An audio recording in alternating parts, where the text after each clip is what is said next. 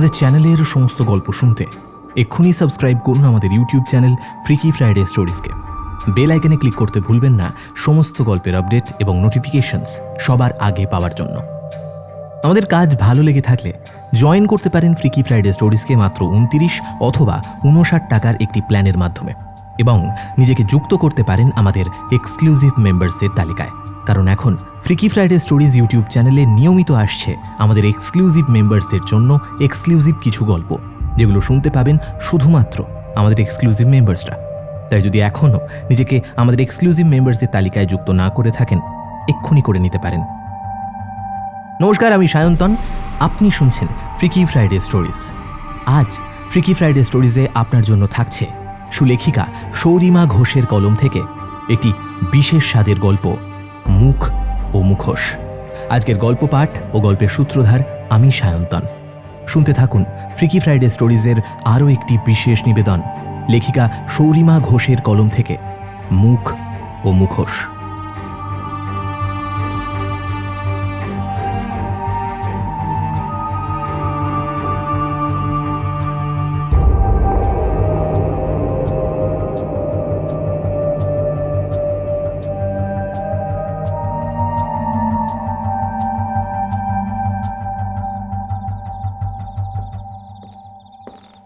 Asylum থেকে ফিরে গাড়িটা সস্থানে রেখে সিঁড়ি দিয়ে উঠতে উঠতে নিজের অজান্তেই গাটা কেমন যেন ছমছম করে উঠল ডক্টর অভিনন্দন রায়ের।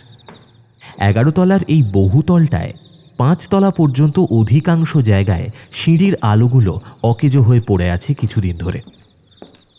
সারিয়ে দেওয়ার কথা অনেকবার বলা হলেও কর্তৃপক্ষ কানে তোলেননি কোনো কথা। বেশ সাবধানে মোবাইলের ফ্ল্যাশ লাইট জ্বালিয়ে ওপরে উঠছিলেন ডক্টর রায়। নিজের মনেই গজগজ করছিলেন তিনি। অদ্ভুত লোকজন সব, কোনো দায়িত্ব নেই। সিঁড়ির আলোগুলো যে খারাপ হয়ে পড়ে আছে, কারোর কোনো হুঁশ নেই। এইভাবে যাতায়াত করা যায় নাকি? হ্যাঁ, পা স্লিপ করলেই তো উঠি পাবো। পাটা হঠাৎ করেই পিছলে গিয়েছিল। সিঁড়ির রেলিং ধরে ভয় হাঁপাতে লাগলেন তিনি। টর্চটাও নেই আজ।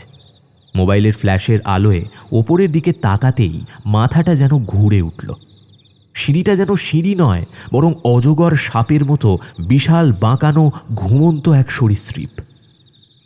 ডাক্তারবাবু নাকি? অন্ধকারে এভাবে সিঁড়ির মাঝখানে দাঁড়িয়েছেন কেন?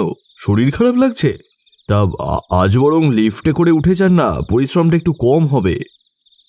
পেছনে একটা পরিচিত কণ্ঠ শুনে বুকে একটু সাহস ফিরে এলো ডক্টর রায়ের। ভদ্রলোক 3 তলায় থাকেন, নিজের পরিবার নিয়ে। নাম বিনায়ক মজুমদার।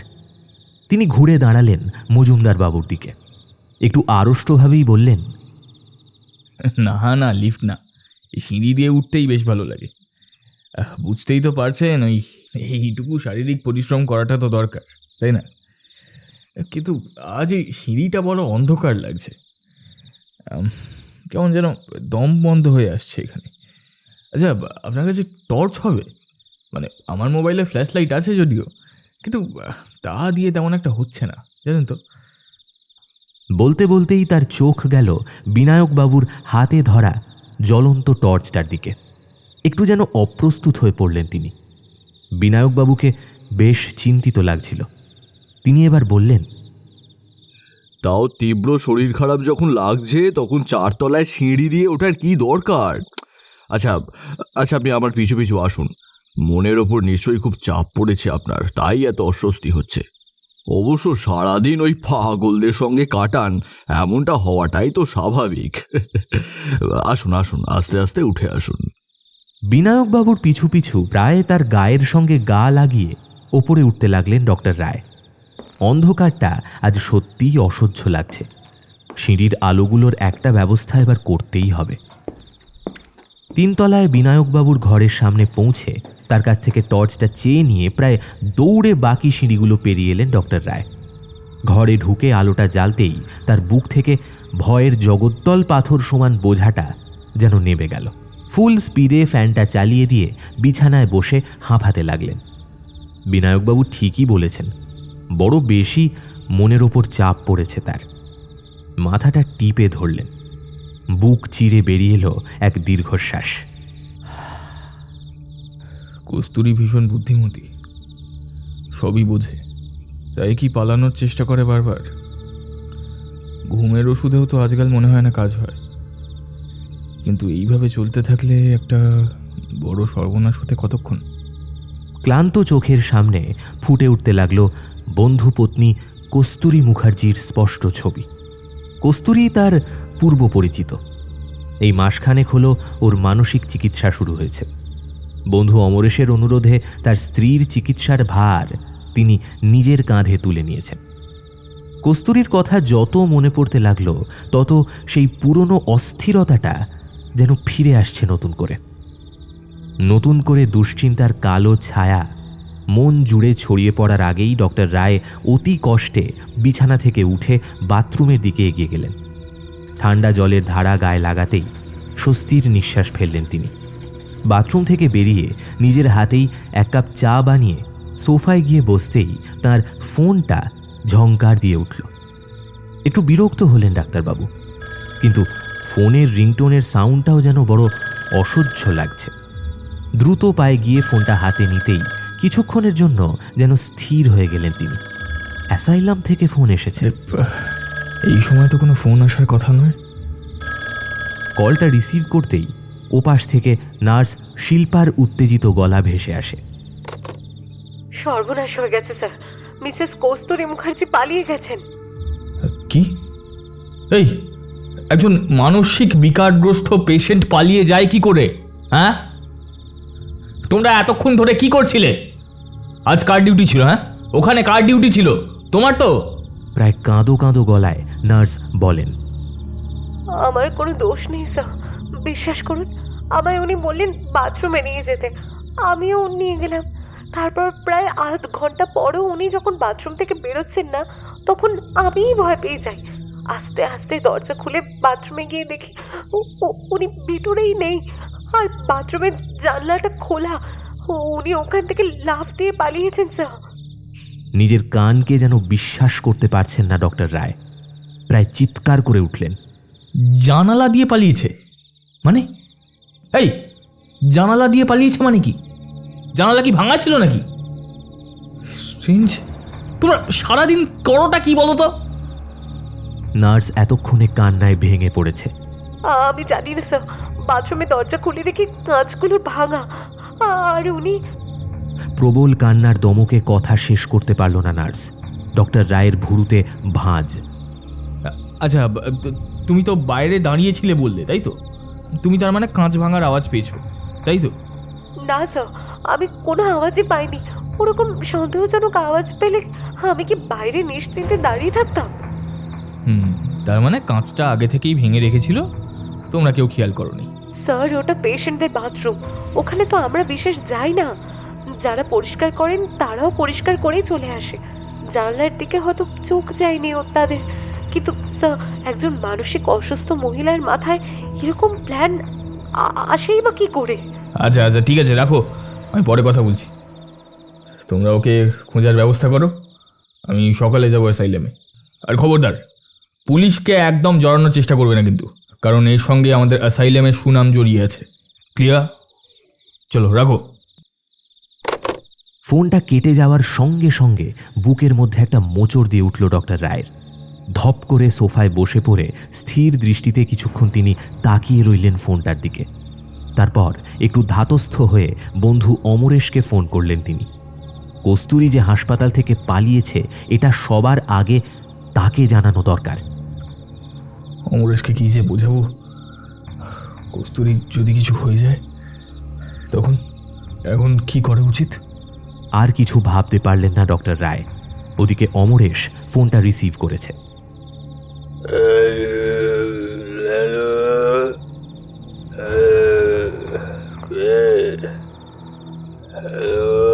তার কণ্ঠস্বরে স্পষ্ট সে এখন গলা পর্যন্ত নেশা করে বসে আছে।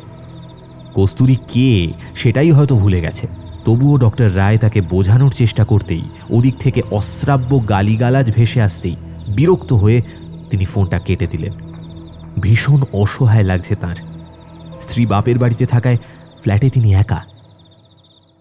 একটা অচেনা শহরে এইভাবে পালিয়ে গেল কোথায় কস্তুরী? রাতে খাওয়া দাওয়া সেরে এক রাশ ফাইল নিয়ে বসেছিলেন ডক্টর রায়।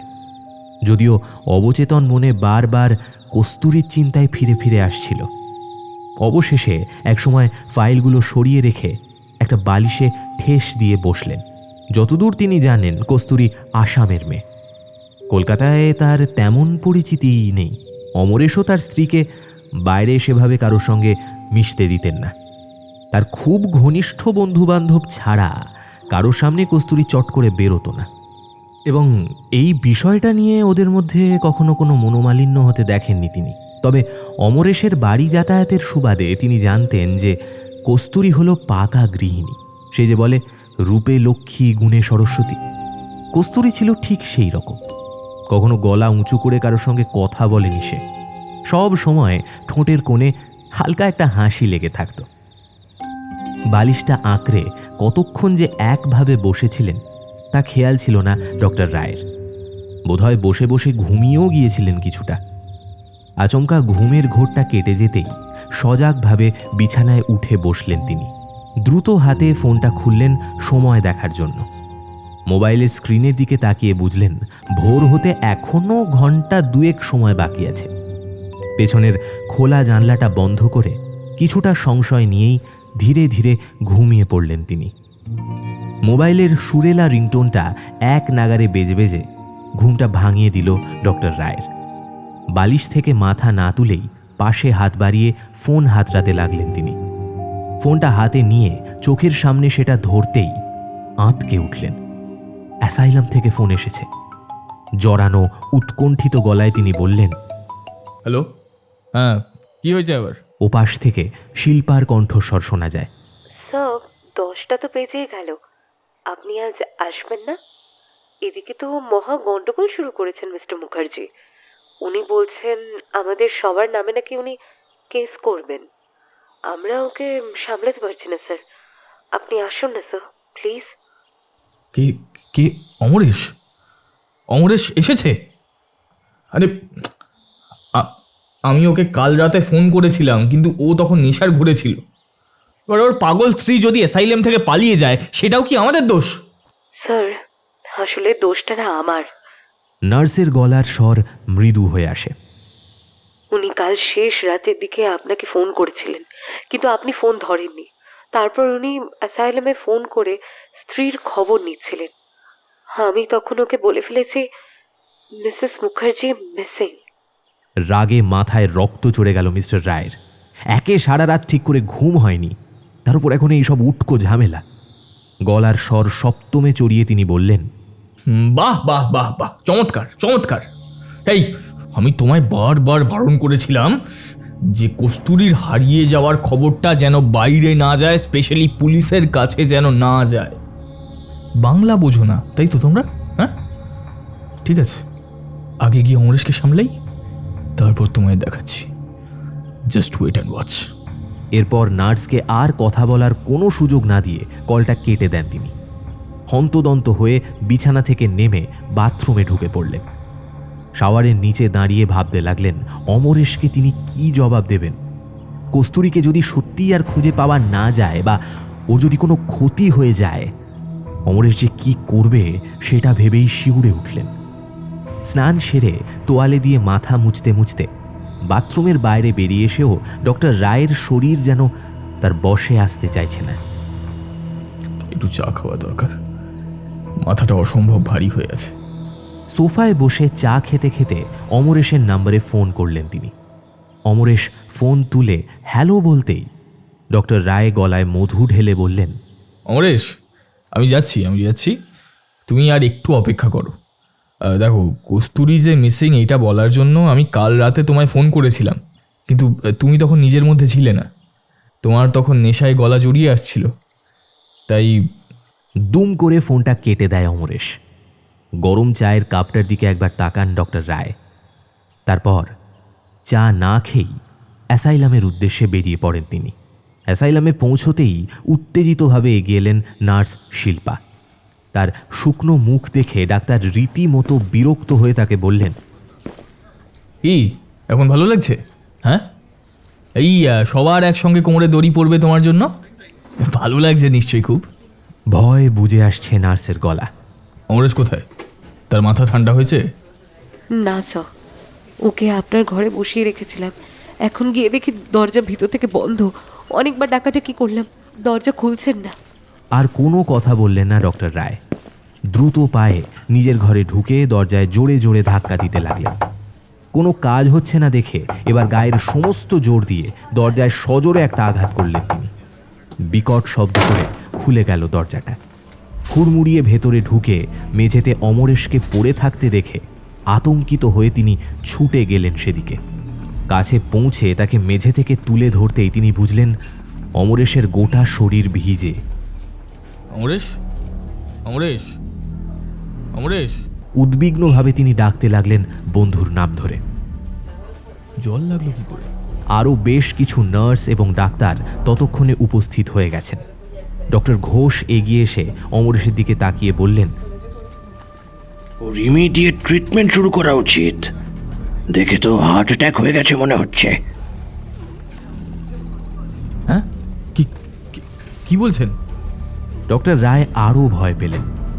আশেপাশে শিল্পাকেও কোথাও দেখা যাচ্ছে না। শিল্পাকে ডাকতে পাঠিয়ে তিনি অমরেশের দিকে অসহায়ভাবে চেয়ে রইলেন। কিছুক্ষণ পরই অ্যাম্বুলেন্স এসে উপস্থিত হল। স্ট্রেচারে করে অ্যাসাইলামের কিছু কর্মী অচৈতন্য অমরেশকে নিয়ে বেরিয়ে গেল বাইরে। পিছু পিছু উদ্বিগ্ন মুখে বেরিয়ে এলেন ডক্টর রায়ও। অমরেশের কিছু হয়ে গেলে তাদের আরও বড় বদনাম হয়ে যাবে।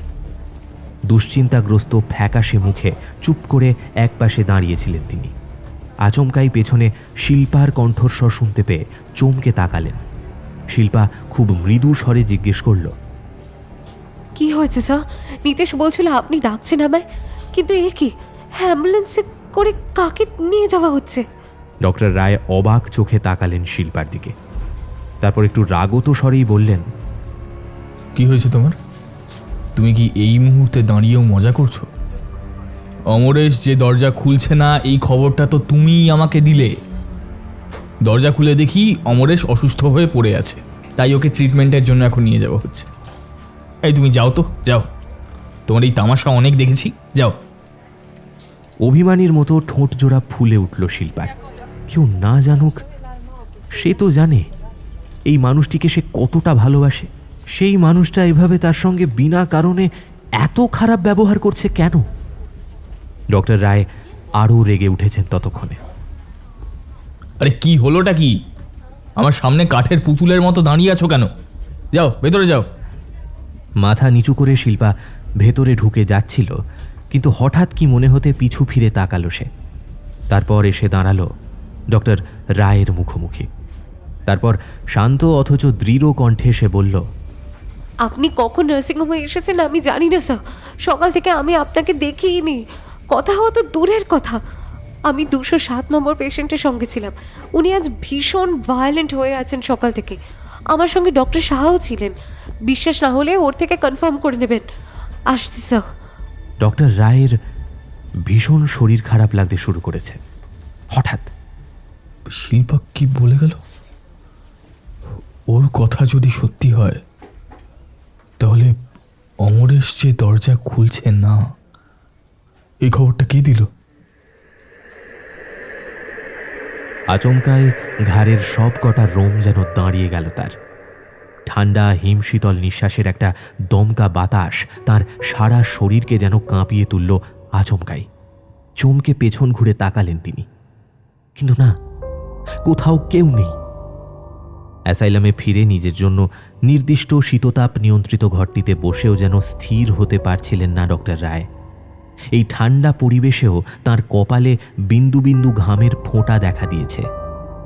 মাথায় এই মুহূর্তে কেবল একটাই প্রশ্ন ঘুরছে। দরজার দিকে সতর্ক দৃষ্টি মেলে পকেট থেকে ছোট্ট শিশিটা বার করলেন ডক্টর রায়। বাড়ি থেকে বেরোনোর সময় তিনি ভেবে নিয়েছিলেন অমরেশ যদি খুব বাড়াবাড়ি করে তবে এই ওষুধ মেশানো কিছু একটা খাইয়ে চিরদিনের মতো ওর মুখ তিনি বন্ধ করে দেবেন। তার এতদিনের ডাক্তারি পেশা বা তার নিজে হাতে গড়ে তোলা এই অ্যাসাইলামটার সুনাম রক্ষার জন্য তিনি সব কিছু করতে পারেন, সব কিছু। একটু পর দরজার বাইরে ডক্টর সাহার মুখ দেখা গেল। তড়িঘড়ি শিশিটা পকেটে চালান করে বেশ সহজ সুরেই ডাকলেন তিনি, ভিতরে আসুন ডক্টর সাহা। বাইরে কি করছেন? একটু পরেই দরজা ঠেলে সৌম্যকান্তি এই বৃদ্ধ মনোচিকিৎসক ঘরে এসে ঢুকলেন। তারপরে কিছুটা ক্লান্তভাবে একটা চেয়ার টেনে নিয়ে তিনি বসলেন ডক্টর রায়ের মুখোমুখি।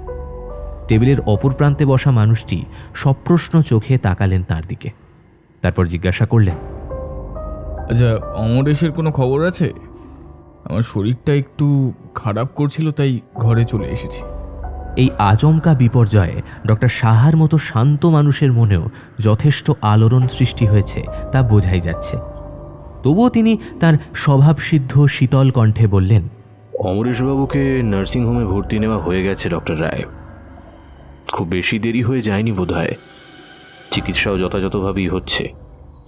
ও নিয়ে দুশ্চিন্তার কিছু আছে বলে মনে হয় না। তবে তবে তবে কি ডক্টর সাহা? আরও কোনো অ্যাক্সিডেন্ট হয়েছে নাকি? আরে চুপ করে থাকবেন না, বলুন। তেমনি শান্তভাবে ডক্টর সাহা বললেন, আজ ভোর থেকেই 207 নম্বর পেশেন্ট মিসেস সুজাতা সেন ভয়ঙ্কর রকমের ভায়োলেন্ট হয়ে আছেন। রাতের নার্সের ডিউটি তখন শেষ হয়ে গিয়েছিল, তো সে শেষবারের মতন সমস্ত ঘরে একবার করে টহল দিয়ে নিচ্ছিল।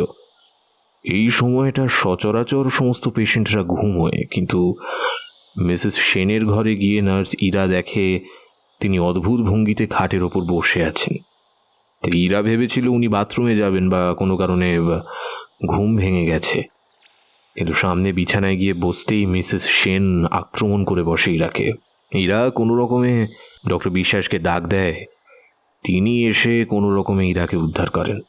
ডক্টর বিশ্বাস আমায় যখন ফোন করেন তখন 6:30 মতো বাজে। আমি তড়িঘড়ি শিল্পাকে ফোন করে 7টার মধ্যে নার্সিংহোমে চলে আসি। ততক্ষণে অবশ্য মিসেস সেন একটু শান্ত হয়েছেন। আমি, ইরা এবং ডক্টর বিশ্বাস দুজনকেই বাড়ি গিয়ে একটু বিশ্রাম করতে বলে সারা সকাল শিল্পাকে নিয়ে মিসেস সেনের সঙ্গে ছিলাম। কিন্তু তিনি হঠাৎ এভাবে কেন যে উত্তেজিত হয়ে পড়লেন বুঝতে পারছি না। ডক্টর রায় এতক্ষণ ধরে কোনো কথা না বলে চুপচাপ সব শুনছিলেন। এখন কিছুটা অবাক হয়ে জিজ্ঞাসা করলেন, মিসেস সেন, তিনি তো এমন ভায়োলেন্ট নন, না? উল্টে তার সমস্যাগুলো তো কমে আসছিল। তাহলে তিনি হঠাৎ করে এরকম ভায়োলেন্ট হয়ে উঠলেন কেন? Strange.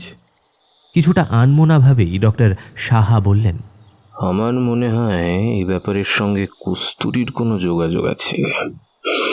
I am not sure obviously, but আমার এটাই মনে হচ্ছে। বিদ্যুৎ পৃষ্ঠের মতো চমকে উঠলেন ডক্টর রায়। কি? কস্তুরী? কস্তুরী এখানে কোত্থেকে এলো আবার? হ্যাঁ, মানে তার সঙ্গে মিসেস সেনের কি সম্পর্ক? I don't know doctor Ray, I really don't know. কিন্তু মিসেস রায়কে যখন আমি ঘুমের ইঞ্জেকশনটা পুশ করছি তখন উনি চিৎকার করছিলেন কস্তুরীর নাম ধরে। বলছিলেন ও কেন এভাবে চলে গেল, এভাবে তোর চলে যাওয়ার কথা ছিল না।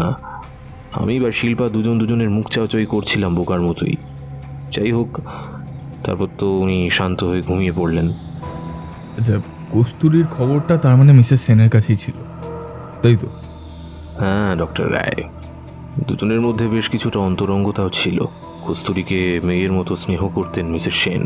তবে আমার সব থেকে ভাবাচ্ছে অন্য একটা বিষয়ে। এর জন্যই মনটা কেমন যেন খচখচ করছে। ডক্টর সাহা গলার স্বর কিছুটা খাদে নামিয়ে বললেন, কস্তুরী যে পালিয়েছে এই কথা তো খুব বেশি চাউর হয়নি এখনো। পেশেন্টদের কানে খবর তো যাওয়ার কথাই নয়। তাহলে মিসেস সেন হঠাৎ করে কস্তুরীকে নিয়ে কেন পড়লেন, তাও কিনা একদম ভোরবেলায়? ওর ব্যবহারও বড্ড অদ্ভুত লাগছে। আমার মনে হচ্ছে। তাকে কথা শেষ করতে দিলেন না ডক্টর রায়। তার আগেই উত্তেজিতভাবে তিনি বললেন, আপনি বলতে চাইছেন এই কস্তুরীর পালানোর ব্যাপারটা মিসেস সেন কিছু জানেন? বা হয়তো উনি কস্তুরীকে পালাতে দেখেছেন, বা কস্তুরী এই পালানোর পরিকল্পনা তার সঙ্গেই শেয়ার করেছিলেন। কারণ কস্তুরী যেভাবে পালিয়েছে তাতে এটা তো ক্লিয়ার যে ও প্ল্যান করেই পালিয়েছে। ডক্টর রায় কোনো কথা বললেন না, শুধু আলস্য ভরে মাথাটা চেয়ারে হেলিয়ে দিলেন। ডক্টর সাহাই আবার কথা বললেন। একটু ইতস্তত করে তিনি বললেন, বলছি যে কাল থেকে এতটা বেলা পর্যন্ত আমাদের লোক তো কস্তুরীকে খোঁজার চেষ্টা করলো, কিন্তু মেয়েটাকে তো পাওয়া গেল না। আমার মনে হয় এবার কিন্তু আমাদের পুলিশে ইনফর্ম করা উচিত, কারণ দেখুন ও আমাদের পেশেন্ট ছিল। বাই এনি চান্স ওর কোনো ক্ষতি হয়ে গেলে আমরা কিন্তু বড়সড় বিপদে পড়ব। তখন পুলিশ আমাদের এটাই বলবে যে বিষয়ে আমাদের নিশ্চয়ই হাত ছিল, তাই আমরা পুলিশে জানাইনি। ক্লান্ত জড়ানো গলায় ডক্টর রায় উত্তর দিলেন। জানাবো। অমরেশ একটু সুস্থ হোক, আশা করছি আজকালের মধ্যেই ও সুস্থ হয়ে উঠবে। ডক্টর সাহা আর বেশিক্ষণ বসলেন না। কিছুক্ষণ এটা সেটা নিয়ে কথা বলে মিনিট 5 পর তিনি ঘর ছেড়ে বেরিয়ে গেলেন। এতক্ষণ পর মাথা তুলে দরজার দিকে তাকালেন ডক্টর রায়। ডক্টর সাহার কথা যদি সত্যি হয়, তাহলে মিসেস সুজাতা সেন নামক পেশেন্টটির সঙ্গে আমায় একবার দেখা করতে হবে। কস্তুরীকে নিয়ে দুশ্চিন্তা কম নেই, তার উপর আবার অমরেশ আচমকা এভাবে অসুস্থ হয়ে পড়ায় মাথায় সব কিছু যেন জট পাকিয়ে গেছে। অমরেশ সুস্থ হয়ে উঠলে ওর সঙ্গে কথা বলতে হবে, সেই সঙ্গে ওকে শান্ত রাখাটা ভীষণ দরকার। সন্ধ্যা নাগাদ কিছুটা দোটানা নিয়েই ডক্টর রায় প্রায় লুকিয়ে মিসেস সেনের ঘরে এসে উপস্থিত হলেন। এই সময় সাধারণত পেশেন্টরা যে যার নিজের ঘরে বিশ্রাম করেন, ঘরে কোনো ডাক্তার বা নার্স থাকে না। মিসেস সেনের ঘরে ঢুকতেই ডক্টর রায় একটু যেন থমকে গেলেন। ঘরে কোনো আলো জ্বলছে না, অন্ধকারে আপাদমস্তক ডুবে আছে ছোট্ট ঘরটা। অজানা কোনো এক ভয়ে ডক্টর রায়ের গাটা আচমকাই যেন শিরশির করে উঠল।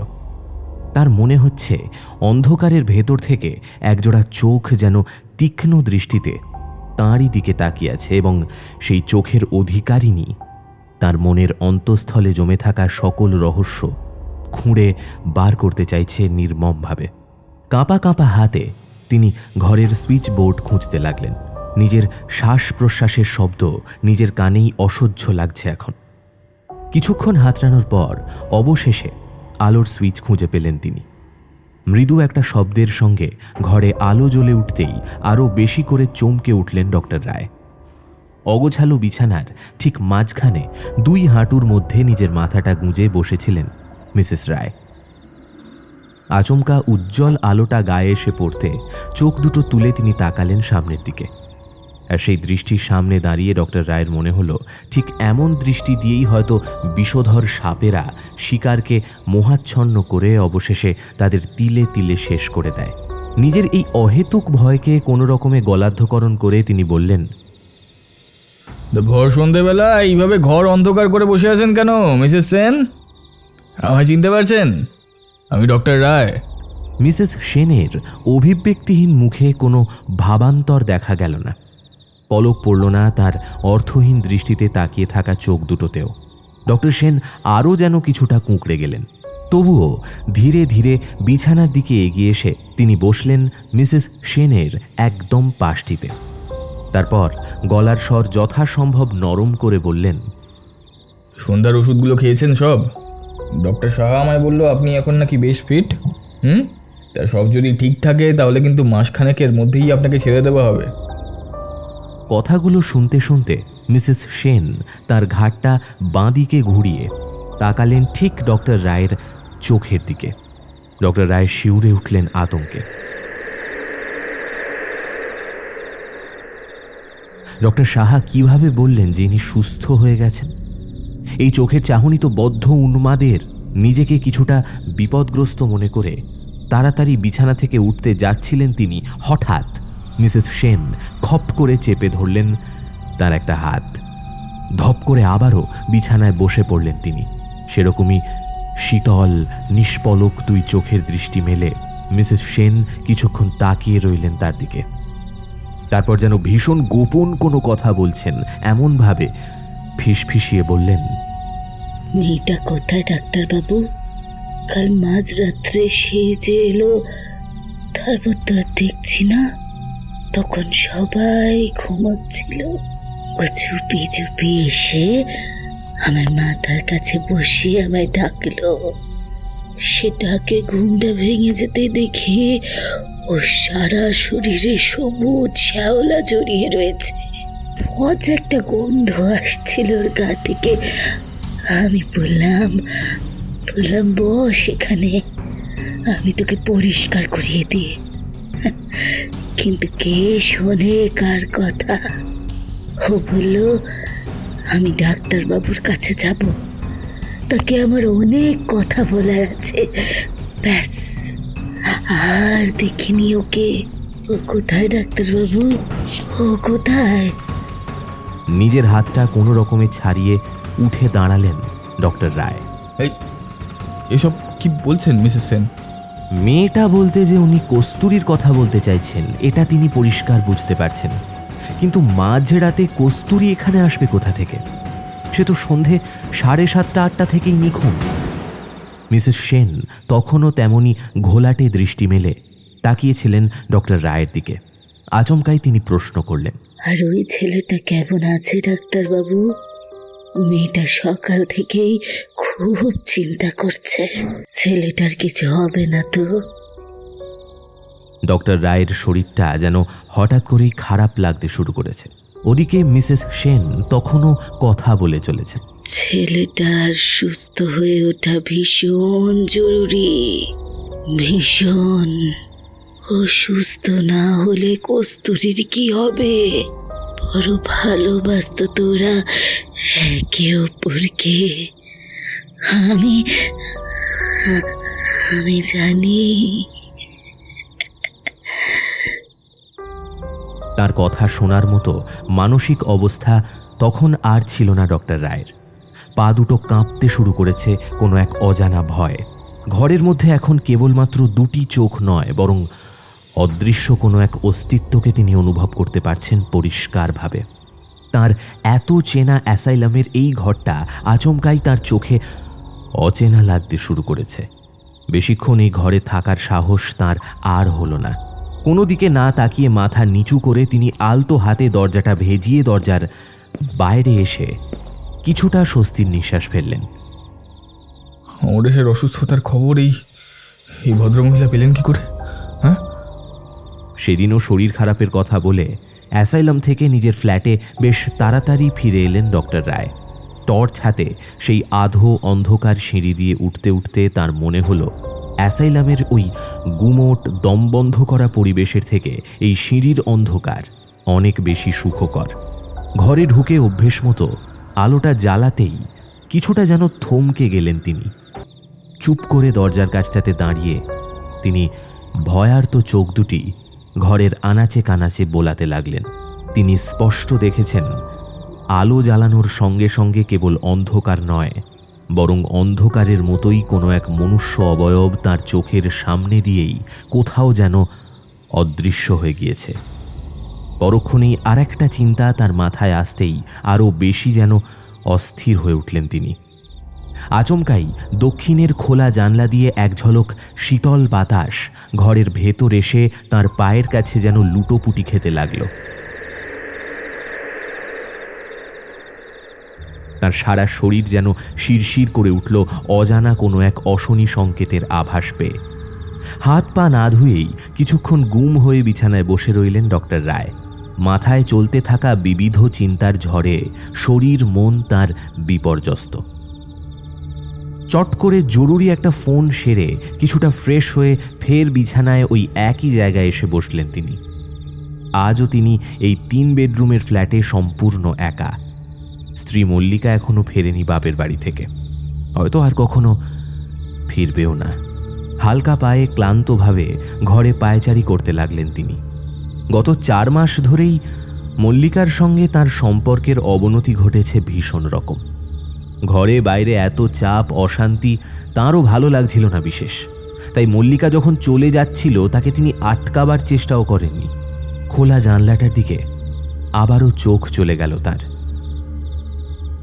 ঘড়ির কাঁটার সঙ্গে সঙ্গে নিকষ কালো তমসার গাঢ় ছায়া আরও বেশি করে ঘিরে ধরছে এই ফ্ল্যাটের পরিবেশকে। খিদে তৃষ্ণার কথা যেন ভুলেই গিয়েছেন ডক্টর রায়।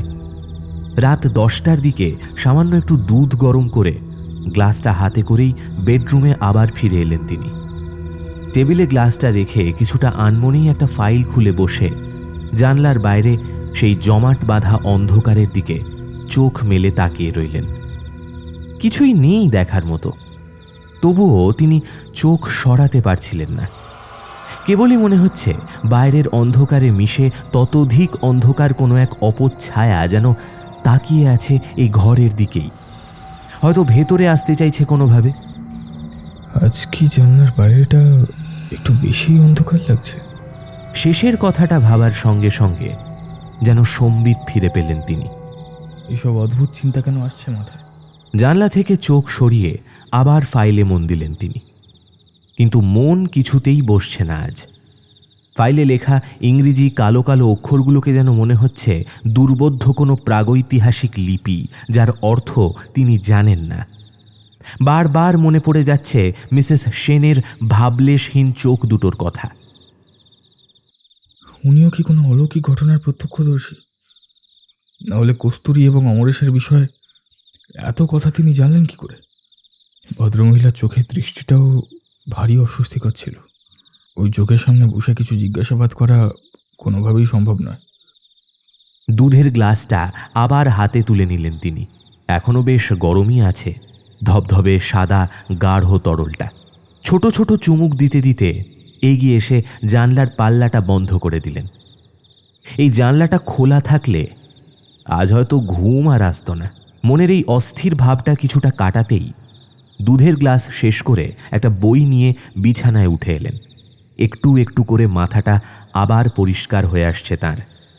বইয়ের লাইনগুলো ধীরে ধীরে তার মস্তিষ্কের ভেতরে ভালো লাগার অনুভূতি ছড়িয়ে দিতে লাগল। আচমকাই ঘুমটা ভেঙে গেল ডক্টর রায়ের।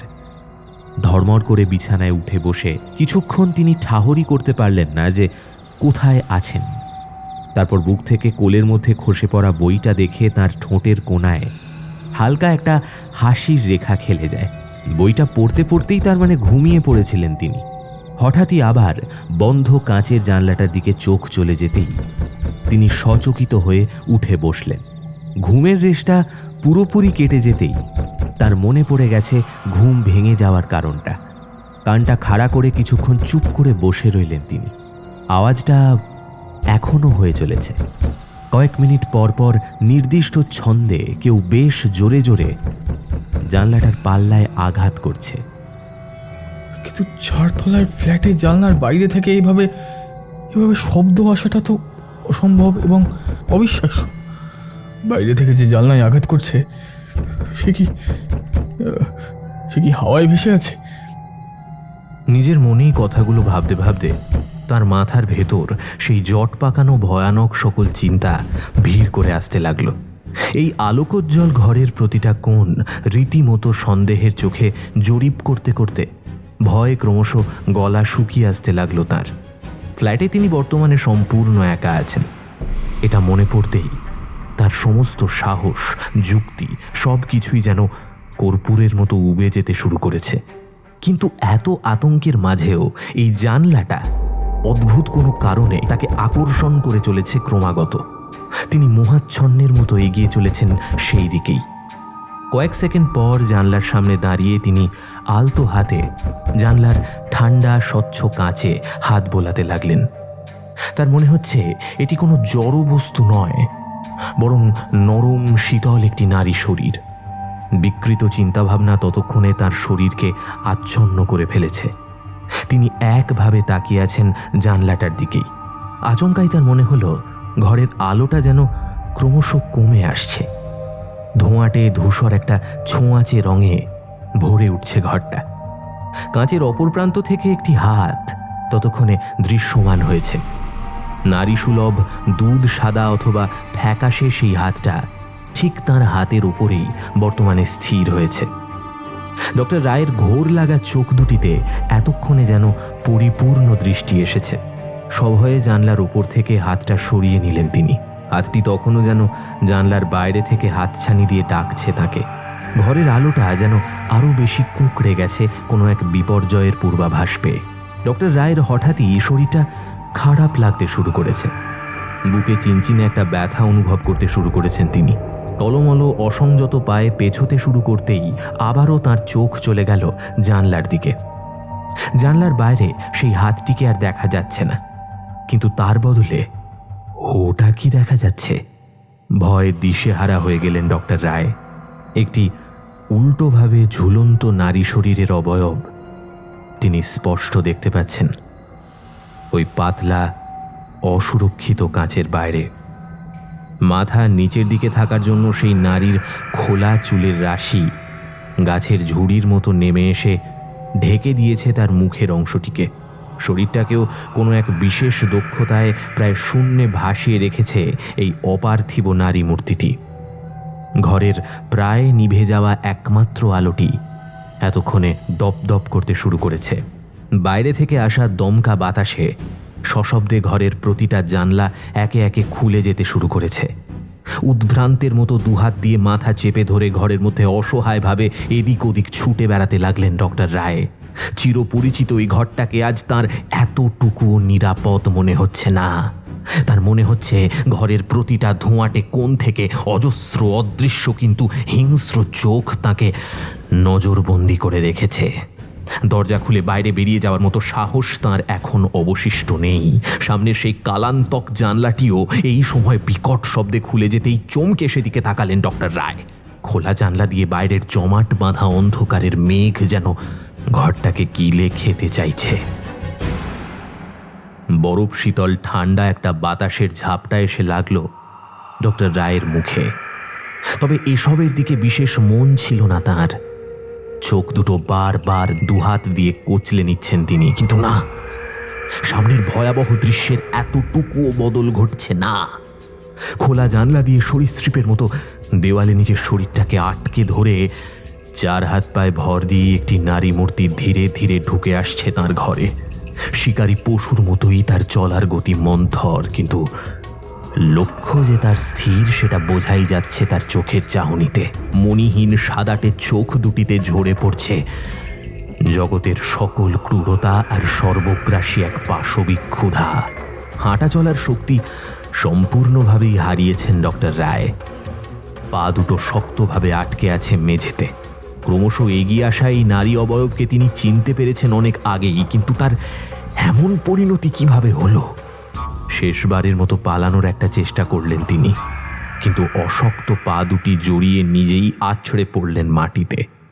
সামনের সেই আগন্তুক নারী মূর্তির কণ্ঠে শোনা গেল পৈশাচিক উল্লাসের তীব্র কানে তালা ধরানো এক হাসি। ধারালো নখযুক্ত একটি হাত দিয়ে সজোরে সে চেপে ধরল ডক্টর রায়ের ডান পাটিকে। শরীর থেকে গলগলিয়ে বেরিয়ে আসা উষ্ণ তাজা লাল তরলের সঙ্গে সঙ্গে ডক্টর রায়ের চেতনার শেষ অংশটুকুও যেন নিঃশেষিত হয়ে এলো। হালকা সুরেলা কিন্তু একঘেয়ে একটি সুরের ঝংকার চেতনার কোনো এক গাঢ় তমসাচ্ছন্ন গহ্বর থেকে যেন তুলে আনলো ডক্টর রায়কে। অতি কষ্টে চোখ দুটি মেলে তাকিয়ে নিজের পরিচিত শোবার ঘরটিকে চিনতে পারলেন তিনি। সুরেলা শব্দটা তখনও এক নাগাড়ে হয়ে চলেছে। অস্থিরভাবে ডক্টর রায় নিজের ফোনটা খুঁজতে লাগলেন। শরীরটা অসম্ভব ভারী হয়ে আছে, মাথাটা যন্ত্রণায় যেন ছিঁড়ে যাচ্ছে। কোনো রকমে ফোনটা খুঁজে অতি দুর্বল কণ্ঠে তিনি হ্যালো বলতেই ওপাশ থেকে ডক্টর বিশ্বাসের উত্তেজিত কণ্ঠস্বর শোনা গেল। স্যার, আপনি একবার সিটি নার্সিং হোমে আসতে পারবেন? ভয়ানক ঘটনা ঘটে গেছে এখানে। ইমরানকে কেউ অমরেশ মুখার্জির কেবিনের বাইরে খুন করে ফেলে গেছে। নার্সিং হোম থেকে ফোন এসেছিল। আপনি আপনি প্লিজ তাড়াতাড়ি চলে আসুন। আপনার তো গাড়ি আছে। স্যার স্যার আসবেন তো? ইমরান খুন হয়েছে, তাও আবার অমরেশের কেবিনের বাইরে? এটা এটা কি করে সম্ভব? আপনারা এগিয়ে গিয়ে বিষয়টা দেখুন প্লিজ। চিন্তা করবেন না, আমিও আসছি।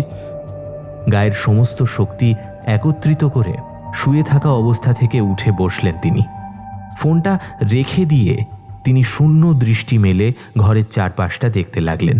অজ্ঞান হয়ে পড়েছিলেন ঘরের মেঝেতে, এবং যে বিভীষিকাময় ঘটনার জন্য তার চেতনা লোপ পেয়েছিল সেই ঘটনার কথাও বিলক্ষণ মনে আছে তার। কিন্তু এখন ঘরের পরিস্থিতি সম্পূর্ণরূপে স্বাভাবিক। খোলা জানলাগুলিও এখন আগের মতোই বন্ধ। ঘরে আলোর উজ্জ্বলতা বা এসির টেম্পারেচার সব কিছুই স্বাভাবিক। হ্যালিউসিনেশন? না, এতটা ভুল কি করে সম্ভব? কিন্তু ঘরের পরিস্থিতি তো বলছে সব কিছুই স্বাভাবিক আছে। তবে এখন নিজের কথা ভাবার সময় নয়, এই মুহূর্তেই আমাকে বেরোতে হবে। ইমরান তার অ্যাসাইলামে ওয়ার্ড বয় ছিল, কাজেই তার এভাবে খুন হওয়াতে তিনি কিছুটা হলেও জড়িয়ে পড়েছেন। চোখ মুখ কুঁচকে গলা দিয়ে একটা অস্ফুট যন্ত্রণাকাতর শব্দ করে তিনি উঠে দাঁড়ানোর চেষ্টা করতে লাগলেন। ডান পায়ে আড়ষ্ট একটা ব্যথা অনুভব করছেন তিনি। একদমই জোর নেই যেন পাটাতে। কোনো রকমে উঠে দাঁড়িয়ে কিছুটা হাঁপাতে হাঁপাতেই তিনি তাকালেন পায়ের দিকে, আর পর মুহূর্তেই তার মনে হলো আবার হয়তো মাথা ঘুরে পড়ে যাবেন তিনি। ডান পায়ের গোড়ালির কাছটা থেকে তখনও হালকা রক্ত পড়ছে। তীক্ষ্ণ ধারালো কিছুর আঘাতে ভীষণ কুৎসিত এবং গভীর একটা ক্ষত সৃষ্টি হয়েছে সেখানে। তবে কি যা ঘটেছে সবটাই সত্যি? পকেটে থাকা ফোনটা আবার বাজতে শুরু করেছে। ফোনটা বের করে তিনি দেখলেন ডক্টর বিশ্বাসী আবার ফোন করেছেন। পোশাক বদলানোর সুযোগ তিনি আর পেলেন না। ফোনে কথা বলতে বলতেই সকল সুইচ বন্ধ করে দরজা লক করে বাইরে বেরিয়ে এলেন তিনি। মোবাইলের ঘড়িতে সময়টা এতক্ষণে চোখে পড়েছে তার রাত 3টে। সিটি নার্সিংহোমে পৌঁছে ডক্টর রায় দেখলেন বাইরেই তার অপেক্ষায় দাঁড়িয়ে আছেন ডক্টর বিশ্বাস এবং শিল্পা। এছাড়া আরও দুজন অপরিচিত ডাক্তার এবং নার্সকে চোখে পড়ল তার। বোঝাই যাচ্ছে এরা এই নার্সিংহোমের। ডক্টর বিশ্বাস যেন হাতে চাঁদ পেলেন ডক্টর রায়কে দেখে। তিনিই অপরিচিত ডাক্তারটির সঙ্গে তার পরিচয় করিয়ে দিলেন। ডক্টর রায় একটু অস্বস্তি নিয়েই প্রশ্ন করলেন, আচ্ছা ডক্টর গোয়েঙ্কা, ইমরান যে আমাদের অ্যাসাইলামের ওয়ার্ড বয়, সেটা আপনি কি করে জানলেন? মানে ইমরান কি মৃত্যুর আগে আপনাদের কিছু জানিয়ে যাওয়ার চেষ্টা করেছে? ডক্টর গোয়েঙ্কা স্বভাবতই ভীষণ বিব্রত হয়ে আছেন।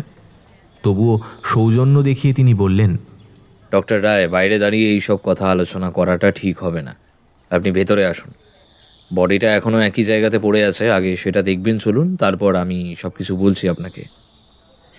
বিনা বাক্য ব্যয় ডক্টর রায় ভেতরে ঢুকে গেলেন। দোতলায় অমরেশের কেবিনের বাইরে ডাক্তার, নার্স এবং এই নার্সিংহোমের ওয়ার্ড বয়দের ছোটোখাটো একটা জটলা চোখে পড়ল তার। সবার মাঝে দেওয়ালে ঠেস দিয়ে রাখা আছে প্রায় 6 ফুট উচ্চতার পেশিবহুল ইমরানের নিথর শরীরটা। বুকের একদম মাঝেই বেশ বড় একটা ছুরি গেঁথে আছে, আর সেখান থেকে গড়িয়ে পড়া রক্তে ভিজে আছে তার জামার একটি অংশ। চোখ সরিয়ে নিলেন ডক্টর রায়। পেছনে দাঁড়ানো ডক্টর গোয়েঙ্কার দিকে ইশারা করতেই তিনি তাকে নিজের ঘরে নিয়ে গিয়ে বসালেন। পিছু পিছু ডক্টর বিশ্বাসও তাদের অনুসরণ করলেন। নির্দিষ্ট ঘরে এসে ডক্টর গোয়েঙ্কা সকলকে বসতে বলে নিজেও একটি চেয়ারে বসলেন। তারপর ভীষণ গম্ভীর হয়ে বললেন, খুনটা হয়েছে সম্ভবত রাত 2টো নাগাদ। মিস্টার মুখার্জিকে হালকা ডোজের একটা ঘুমের ইঞ্জেকশন দেওয়া হয়। আজ রাতেও দেওয়া হয়েছিল। রাত 1:40-এ বাইরে সিসিটিভি ফুটেজে স্পষ্ট দেখা গেছে ইমরান কিভাবে নার্সিংহোমে ঢুকেছে। তারপর ভেতরে ঢুকে একজন নার্স এবং দুজন ওয়ার্ড বয়কে মাথায় আঘাত করে ও মিস্টার মুখার্জির ঘরে ঢোকার চেষ্টা করেছিল হয়তো। তখনই ওর ওপর এই পাল্টা অ্যাট্যাকটা হয়। হয়তো শব্দটা ব্যবহার করছি তার কারণ করিডোরে সিসিটিভি ফুটেজে কিচ্ছু ধরা পড়েনি। যে ঘটনাটা আপনাদেরকে বললাম সবটাই আমার বা আমাদের অনুমান। আমি আজ রাতে নার্সিংহোমেই ছিলাম। হঠাৎ 2:05 নাগাদ একজন ভীষণ বিউটিফুল লেডি আমার ঘরে এসে ঢুকলেন। আমি তো অবাক। এত রাতে আমার ঘরে এভাবে তো কেউ আসে না, কোনো এমার্জেন্সি ছাড়া। আমায় কিছু বলার সুযোগই দিলেন না ভদ্রমহিলা। শুধু বললেন, আপনি তাড়াতাড়ি চান ডক্টর গোয়েঙ্কা।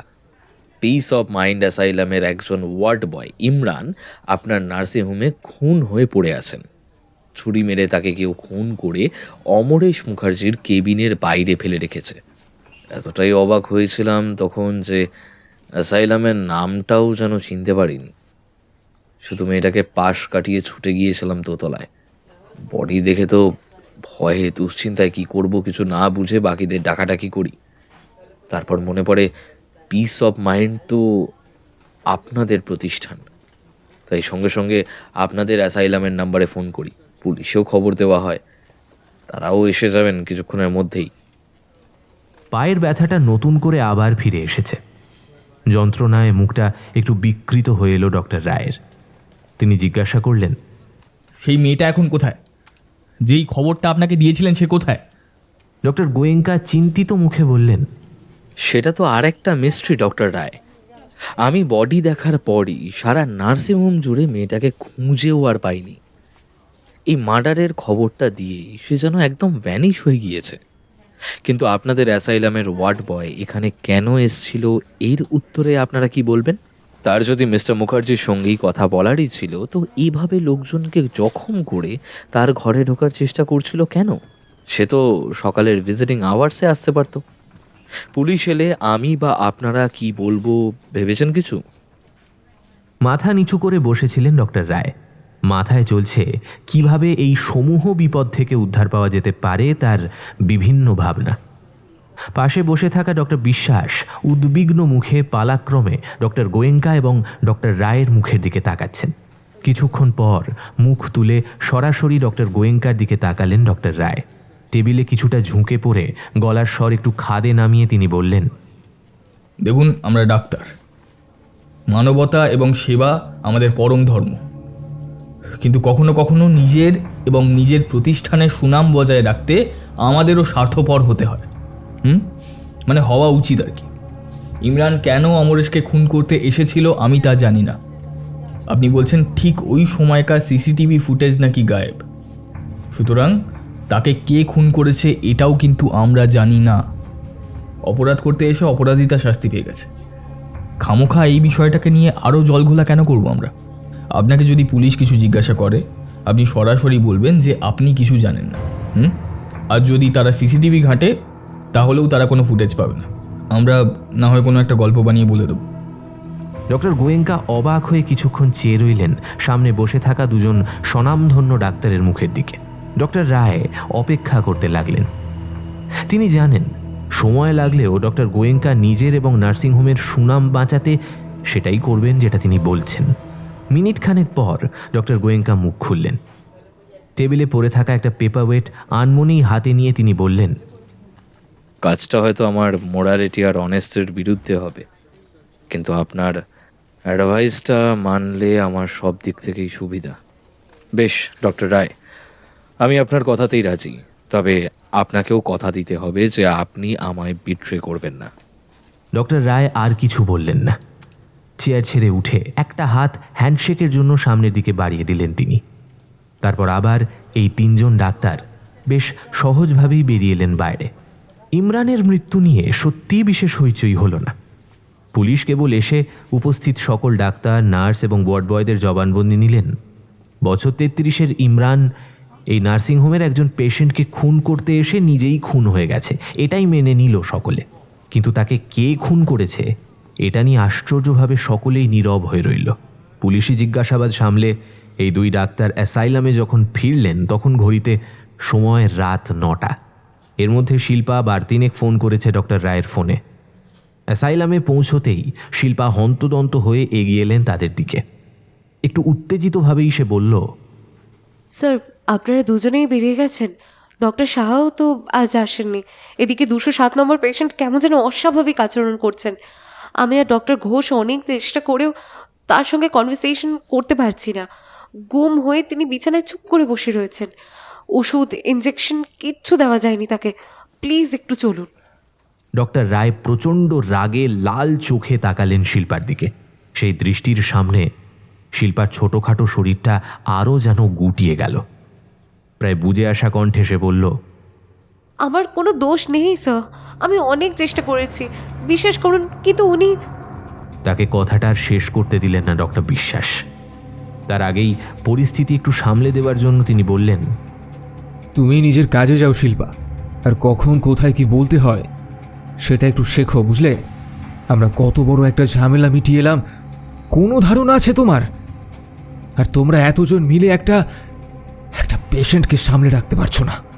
আশা মাত্রই মানুষটাকে এসব কি না বললেই চলছিল না? শিল্পার মুখটা নেমে এলো বুকের কাছে। চোখটা হঠাৎই অসম্ভব জ্বালা করতে শুরু করেছে তার। গাল দুটো গরম হয়ে আছে। এইভাবে এত অপমান সহ্য করে আর কতদিন এভাবে থাকবে সে? চলে যাওয়ার আগে আবারও বিরাগ ভরা চোখে তিনি শিল্পার আপাদমস্তক জরিপ করে 207 নম্বর রুমের উদ্দেশ্যে চলে গেলেন।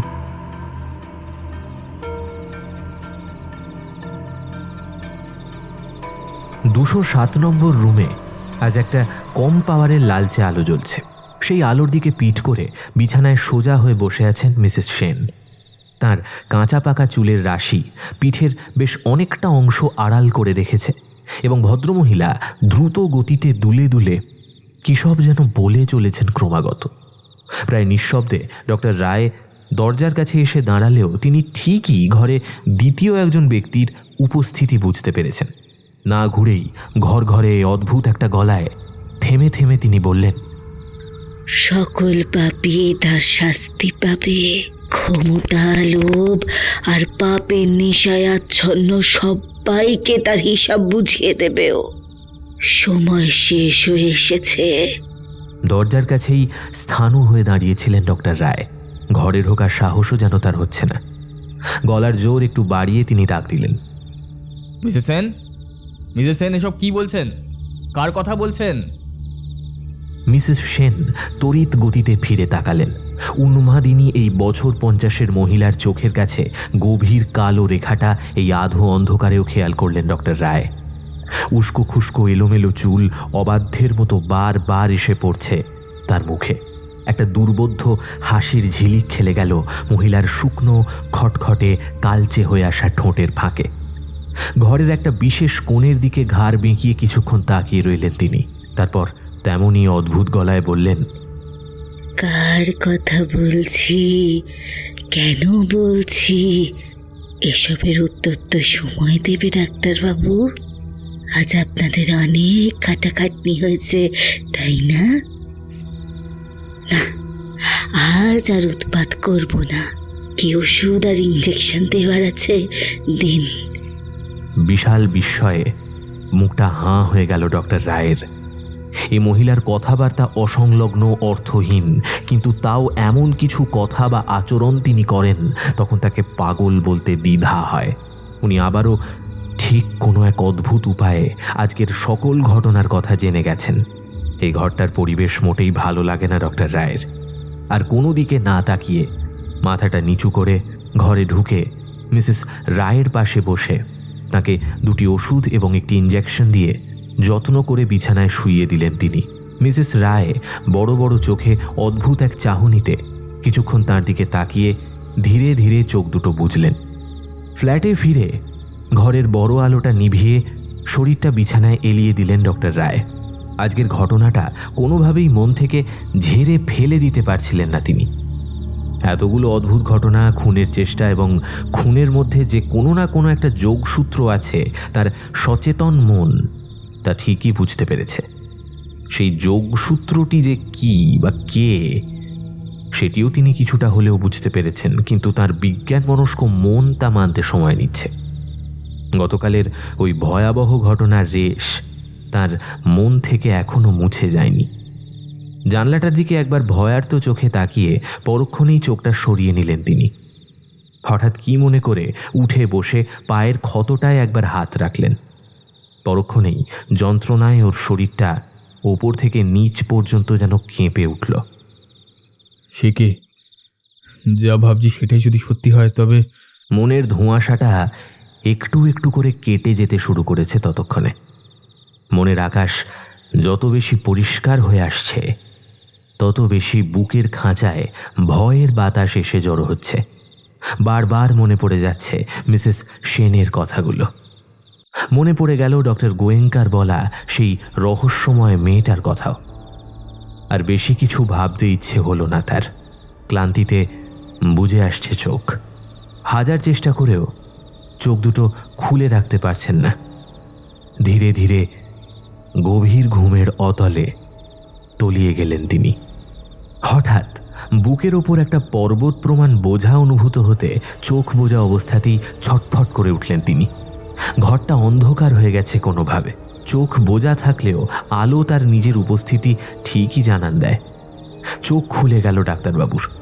চোখের সামনে পুরো অন্ধকার।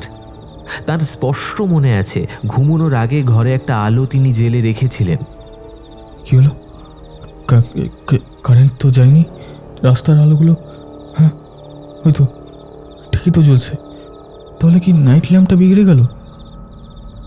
নাকি নাকি নাইট ল্যাম্প আড়াল করে কেউ কেউ দাঁড়িয়ে আছে।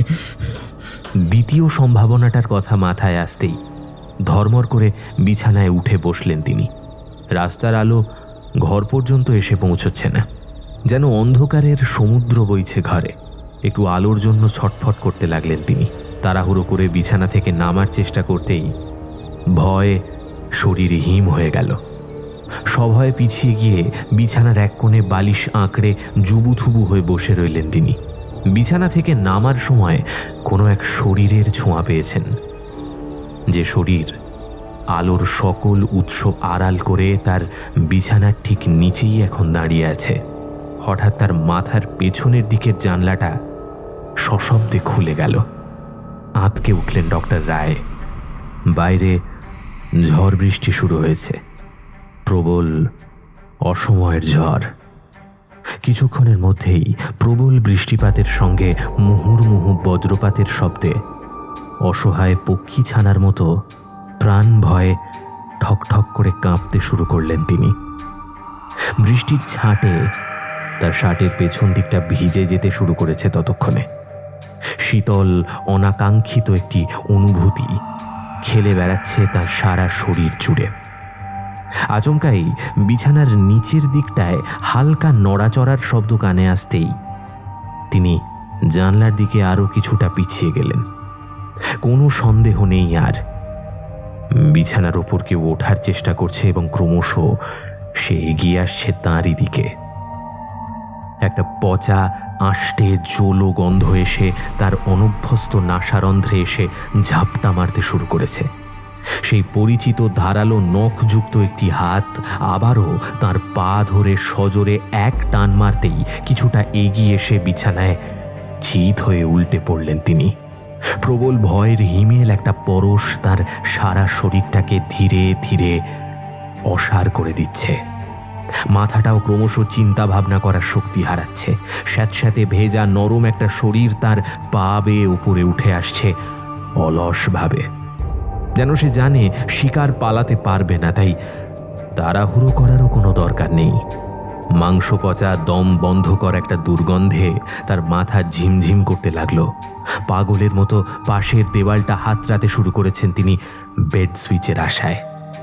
সুইচে হাত লাগতেই খট করে মৃদু একটা শব্দের সঙ্গে ঘরের আলো জ্বলে উঠল। ঘরের অন্ধকার কেটে যেতেই সেই বিভীষিকার মুখোমুখি দর্শন পেলেন ডক্টর রায়। ঠিক তার মুখের ওপর ঝুঁকে আছে এক নারীর বিকৃত বিভৎস ফ্যাকাশে রক্তশূন্য মুখ। অদ্ভুতভাবে ফোলা সেই মুখের স্থানে স্থানে রক্তের ছোপ, ঠোঁট দুখানা ক্ষত বিক্ষত, মাথার ভেজা চুলগুলো মুখের একটা দিকের কিছু অংশ ঢেকে রেখেছে। অপরদিকে চোখের মণিহীন সাদা চোখের তীব্র জিঘাংসা নিয়ে সে স্থির দৃষ্টিতে তাকিয়ে আছে তার সামনে নির্জীব হয়ে পড়ে থাকা পুরুষটির দিকে। আসন্ন মৃত্যুর সামনে পড়ে ডক্টর রায়ের চোখে মুখে রক্তাভ আভা দেখা দিতে শুরু করেছে। শরীরের সকল রক্ত এখন যেন তার মুখে এসে জমা হয়েছে। সামনে ঝুঁকে থাকা এই মুখ তার বড় চেনা, কিন্তু তার পরিচিত সুন্দর মুখের অধিকারিণী সেই মেয়েটি আজ বিভৎসতার প্রতিমূর্তি হয়ে তার সামনে মূর্তিমান যমদূতের মতো উপস্থিত হয়েছে। নিস্তেজ বুঝে আসা কণ্ঠে তিনি শুধু একটা নাম উচ্চারণ করলেন, কস্তুরী। তার মুখের আরও কিছুটা সরে এলো সেই নারীটি। হিস হিসে গলায় সে বলল, ভয় পাচ্ছিস? কিন্তু তুই তো এটাই চেয়েছিলি। দেখ দেখ, আজ এই বন্ধ ঘরে শুধু তুই আর আমি। টাকা টাকা আমার দিকে, টাকা না, ভয় পাস না, এত সহজে তোকে মারবো না। আমার আরো কিছু কাজ আছে।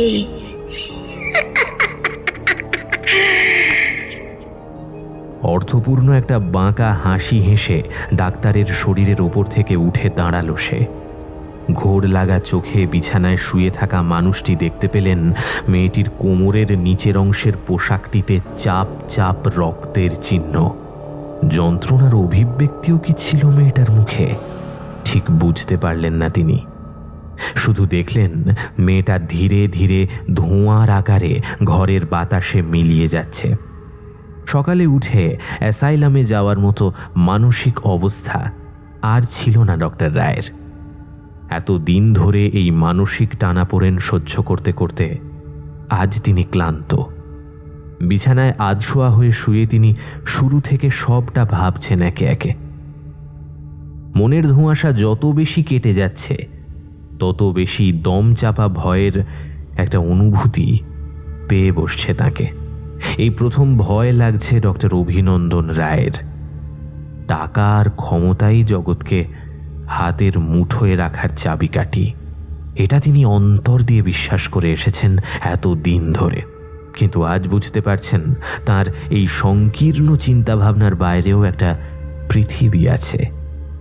আরো ভয়াবহ কালো অন্ধকার বাস করে সেই পৃথিবীতে। সেই পৃথিবীর বাসিন্দারা শুধু বোঝে রক্তের বদলে রক্ত, মৃত্যুর বদলে মৃত্যু। কস্তুরীও এখন সেই জগতের অধিবাসী। নিজের মৃত্যুর প্রতিশোধ এবং রক্তের নেশা ওকে বারবার টেনে আনছে এখানে। ফোনটা এলো 7:30 নাগাদ। সকাল থেকে 2-3 নার্স, ডক্টর বিশ্বাস সকলেই তাকে ফোন করেছেন। তিনি সেসব ফোন কল ধরার প্রয়োজনও বোধ করেননি, কিন্তু এখন ফোনটা না ধরলেই নয়। কারণ ফোনটা এসছে ডক্টর সাহার থেকে। স্বল্পবাক সংযমী এই বৃদ্ধ ডাক্তারটি কাজের বাইরে বিশেষ কোনো কথা বলেন না। উনি ফোন করেছেন মানে নিশ্চয়ই গুরুত্বপূর্ণ কিছু বলার আছে। ফোনটা ধরার সময় ডক্টর রায় খেয়াল করলেন হাতটা রীতিমতো কাঁপছে তার।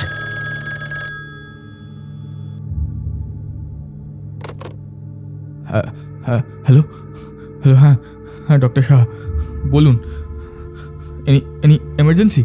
নিজের স্বভাব বিরুদ্ধ উত্তেজিত কণ্ঠে ডক্টর সাহার উত্তর এলো। অ্যাসাইলামের সামনে লাশ পাওয়া গেছে অভিনন্দন। বুকের কাছটা কোনো ধারালো কিছু দিয়ে নির্মমভাবে ফালা করা, মুখ আর গলাতেও বিভৎস ক্ষতের চিহ্ন। একদম অ্যাসাইলামে ঢোকার মুখেই বডিটা কেউ ফেলে গেছে। আপনাকে ফোনে পাওয়া যাচ্ছে না শুনে আমি আরও ভয় পেয়ে গিয়েছিলাম, তাই আপনার অনুমতি না দিয়েই পুলিশকে খবর দিয়েছি। দয়া করে আপনি আসুন। পুলিশ বিভিন্নভাবে জেরা শুরু করেছে, হয়তো ভেতরের কাউকে ওরা সন্দেহ করছে। আমার বয়স হয়েছে, এসব টেনশন নিতে পারছি না, শরীর খারাপ লাগছে। প্লিজ প্লিজ আপনি একবার আসুন। ভদ্রলোক এতটাই বিপর্যস্ত হয়ে আছেন যে ডক্টর রায়কে যে তিনি নাম ধরে সম্বোধন করেছেন সেটা খেয়ালও করেননি। ফোনটা রেখেই তৈরি হওয়ার জন্য বাথরুমের দিকে পা বাড়ালেন তিনি। এই মৃত্যু সংবাদ তাকে খুব বেশি অবাক করেনি। একটা যে খুন হতে পারে এই ইঙ্গিত গতকাল রাতেই কস্তুরী দিয়ে গিয়েছিল। মৃত লোকটির পরিচয় এখনো জানা যায়নি, কিন্তু তিনি জানেন লোকটি যেই হোক কস্তুরীর সঙ্গে তার কিছু না কিছু সংযোগ আছেই। মিনিট 25 পর অ্যাসাইলামে পৌঁছে তিনি সোজা নিজের ঘরে চলে গেলেন। ঘরটায় আপাতত 3 ডাক্তার এবং 2 পুলিশ বসে আছেন। তাকে ঢুকতে দেখেই অল্প বয়সী পুলিশ অফিসারটি উঠে দাঁড়ালেন। ডক্টর রায় দেখলেন ভদ্রলোকের বয়স কম, ওই 30-35-এর মধ্যেই। চোখের দৃষ্টিতে ধারালো আত্মবিশ্বাসের ছোঁয়া। কোনো ভনিতা না করেই তিনি সরাসরি নিজের একটা হাত বাড়িয়ে দিলেন ডক্টর রায়ের দিকে। হ্যালো, অধমের নাম অভিরাজ দাশগুপ্ত। আপনাকে কিছু প্রশ্ন করতে চাই। তার আগে চলুন একটু বসি। অস্পষ্টভাবে হ্যাঁ বলে ডক্টর রায় গিয়ে একটি চেয়ারে বসলেন। মিস্টার দাশগুপ্ত পকেট থেকে ফোন বের করে একটি রক্তাক্ত মৃতদেহের ছবি দেখালেন তাকে। তারপর সরাসরি প্রশ্ন করলেন, আপাতত এই ব্যক্তির দেহ পোস্টমর্টমের জন্য গিয়েছে। এবার আপনি একটু ভালো করে দেখুন তো একে চেনেন কি না। আপনার অ্যাসাইলামের সবাই বলছে লোকটিকে তারা চেনে না, কিন্তু একজন সম্পূর্ণ অপরিচিত ব্যক্তির লাশ অ্যাসাইলামের বাইরে এভাবে পড়ে থাকাটা তো অস্বাভাবিক। এটি কোনো নার্সিংহোম বা হসপিটালও নয় যে আহত লোকটি চিকিৎসার জন্য এখানে ছুটে এসে শেষ পর্যন্ত দরজার সামনেই মারা পড়েছে। কি হলো, নিন ফোনটা হাতে নিন, ধরুন, দেখুন, একটু ভালো করে দেখুন। কিছুক্ষণ ছবিটার দিকে মনোযোগ সহকারে তাকিয়ে থেকে হতাশ হয়ে অফিসারকে ফোনটা ফিরিয়ে দিলেন ডক্টর রায়। ছোট্ট একটা দীর্ঘশ্বাস ফেলে বললেন, সরি, আমি লোকটাকে চিনি না। একে কে এইভাবে ফেলে রেখে গেছে আমি কিছু বুঝতে পারছি না। আচ্ছা, আপনারা এই মৃত লোকটার কোনো পরিচয় জানতে পেরেছেন? তা জানতে পেরেছি। লোকটার নাম হলো রতনলাল সিং, ট্রাক ড্রাইভার। স্থানীয় কিছু দোকানি শনাক্ত করেছে লাশটা দেখে। আরও জানলাম যে এই রতনলাল কলকাতা শহরে মাত্র 5 বছর আগে এসেছে।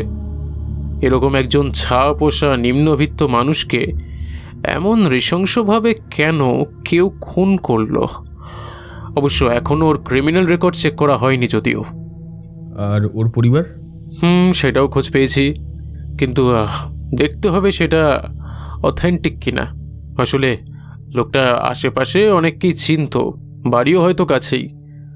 তা আপনি বলছেন আপনি চেনেন না, তাই তো?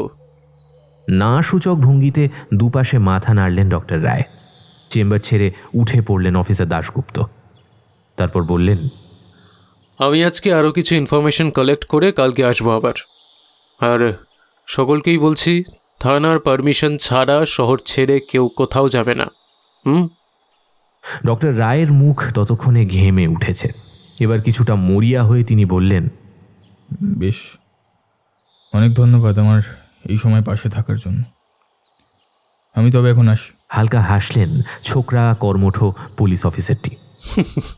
শুধু শহর ছেড়ে যাওয়ার কথা ভাববেন না। তদন্তের কথা শুনলেই যাদের শরীর খারাপ লাগে তাদের আমরা পুলিশরাই একটু বেশি সন্দেহ করি। এরপর হাতের লাঠিটা ঘোরাতে ঘোরাতে বেশ খুশি মনেই অফিসারটি তার সঙ্গীটিকে নিয়ে বেরিয়ে গেলেন। ডক্টর সাহা উঠে এলেন নিজের জায়গা থেকে। ডক্টর রায়ের কাঁধে একটা হাত রাখলেন তিনি।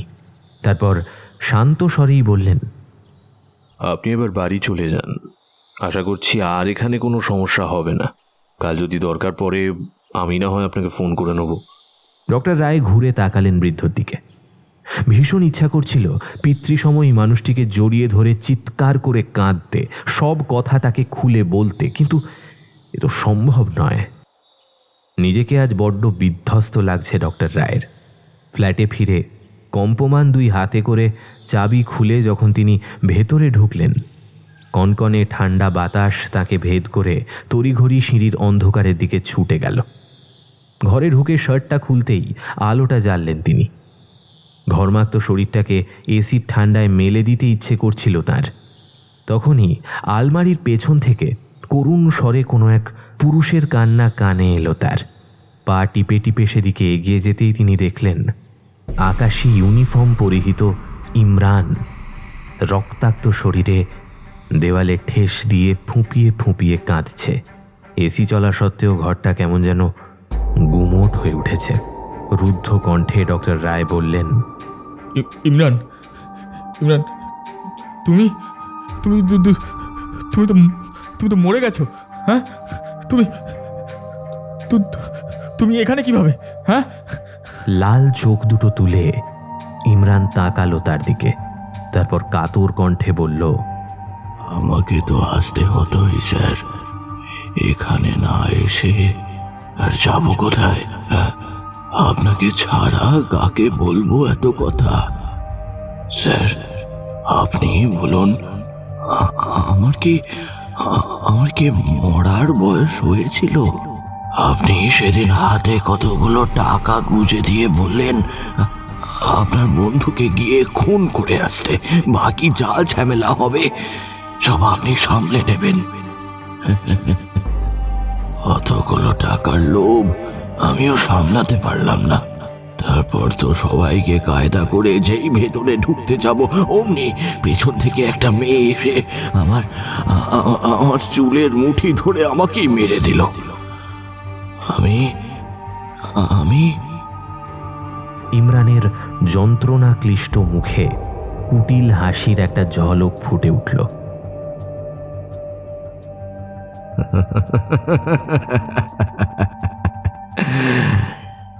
মৃত্যু তো মানুষের হয় স্যার, কিন্তু পাপের তো মৃত্যু হয় না।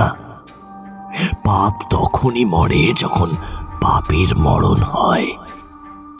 আমরা তো আপনার পাপ স্যার। আপনার মনের অন্ধকারতম সুড়ঙ্গ থেকে বাইরে বেরিয়ে আমরা এখন এই ঘরের অন্ধকার কোণে বাসা বেঁধেছি। আপনার জীবনে এত আলোর মাঝে আমরা এসে মাঝে মধ্যে আপনাকে মনে করিয়ে দেব আপনার জীবনের এই কালো অধ্যায়গুলোর কথা। নিজের গলার স্বর নিজের কানেই অপরিচিত লাগলো ডক্টর রায়ের। ইমরান মুখে কোনো কথা বলল না, শুধু তার চোখের দৃষ্টি গিয়ে পড়ল ঘরের আরও দুটি কোণে। চকিতে ডক্টর রায় ফিরলেন সেদিকে। তার ঘরে বর্তমানে তিনি এবং ইমরান বাদে আরও দুজন বসে আছে, রতনলাল এবং কস্তুরী। চোখ দুটো বিস্ফারিত হইল ডক্টর রায়ের। ভয়ে কাঠ হয়ে ঘরের মাঝখানে চুপ করে দাঁড়িয়ে রইলেন তিনি। কস্তুরীর সঙ্গে চোখাচোখি হতেই সে আস্তে আস্তে উঠে দাঁড়ালো।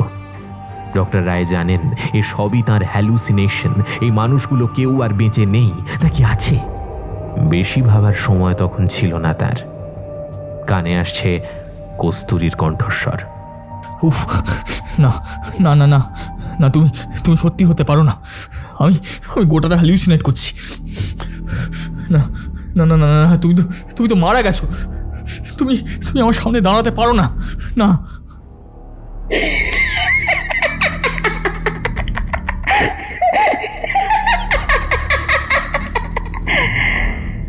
এমনটা কেন করলি আমার সঙ্গে? বেশ তো ছিলাম আমি আর অমরেশ। তোর জন্য সব শেষ হয়ে গেল আমার, সব কিছু সব।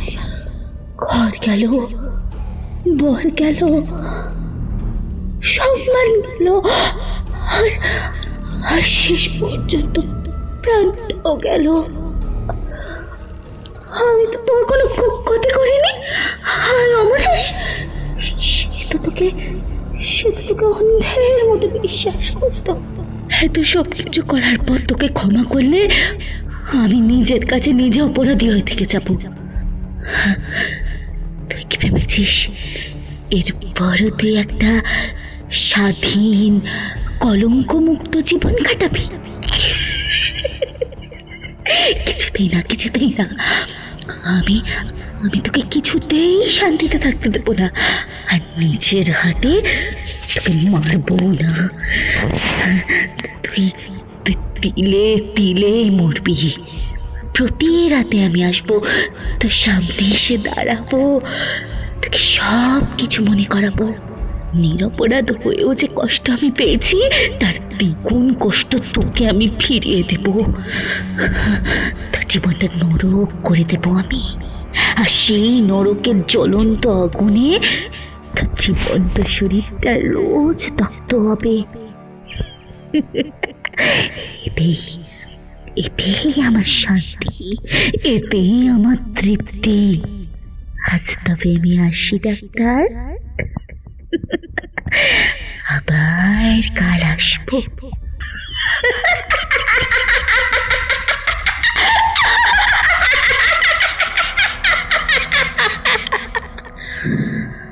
অট্টহাসি হেসে ওঠে কস্তুরী।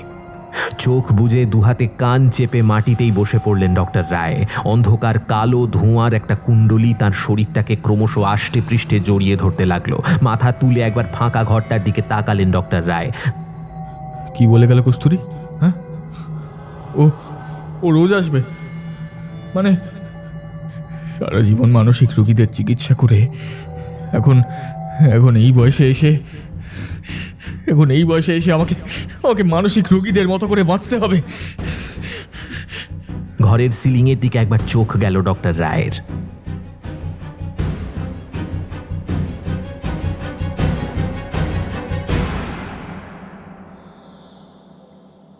অভিরাজ দাশগুপ্ত যখন তার পুলিশ বাহিনী নিয়ে অ্যাসাইলামে এলেন, ঘড়িতে তখন বেলা 11টা। ভদ্রলোকের মুখ থমথম করছে। ডক্টর সাহা খবর পেয়েই ছুটে এলেন পিছু পিছু। আরও 3 জন ডাক্তার এবং কিছু নার্সও বেরিয়ে এলেন। ক্রুদ্ধ কণ্ঠে মিস্টার দাশগুপ্ত বললেন, এটা কি অ্যাসাইলাম না অন্য কিছু? আর আপনারা কি ডাক্তার না ক্রিমিনাল? এত কিছু যে ঘটেছে অ্যাসাইলামের মধ্যে পুলিশকে জানানোর প্রয়োজন বোধ করেননি, তাই না? ডক্টর সাহা প্রচণ্ড ভয়ে আমতা আমতা করে বললেন, কি হয়েছে স্যার? আমরা কি কোনো অনৈতিক কাজ করে ফেলেছি? বেআইনি কোনো কাজ এই অ্যাসাইলামে হয় না, বিশ্বাস করুন। গলার স্বর এতটুকু নরম না করে মিস্টার দাশগুপ্ত বললেন, থামুন আপনি, শুনুন তাহলে কি হয়েছে। গতকাল শেষ রাতের দিকে এখান থেকে বেশ কিছুটা দূরে নির্জন গঙ্গার ধারে একজন মহিলার দেহ পাওয়া গেছে। কবে থেকে পড়ে আছে কে জানে। কিছু জেলে দেখতে পেয়ে ভোরবেলা খবর দিয়েছে থানায়। বডির বেশ কিছু অংশে পচন ধরে গেছে, তবু মুখটা এখনও চেনার যোগ্য।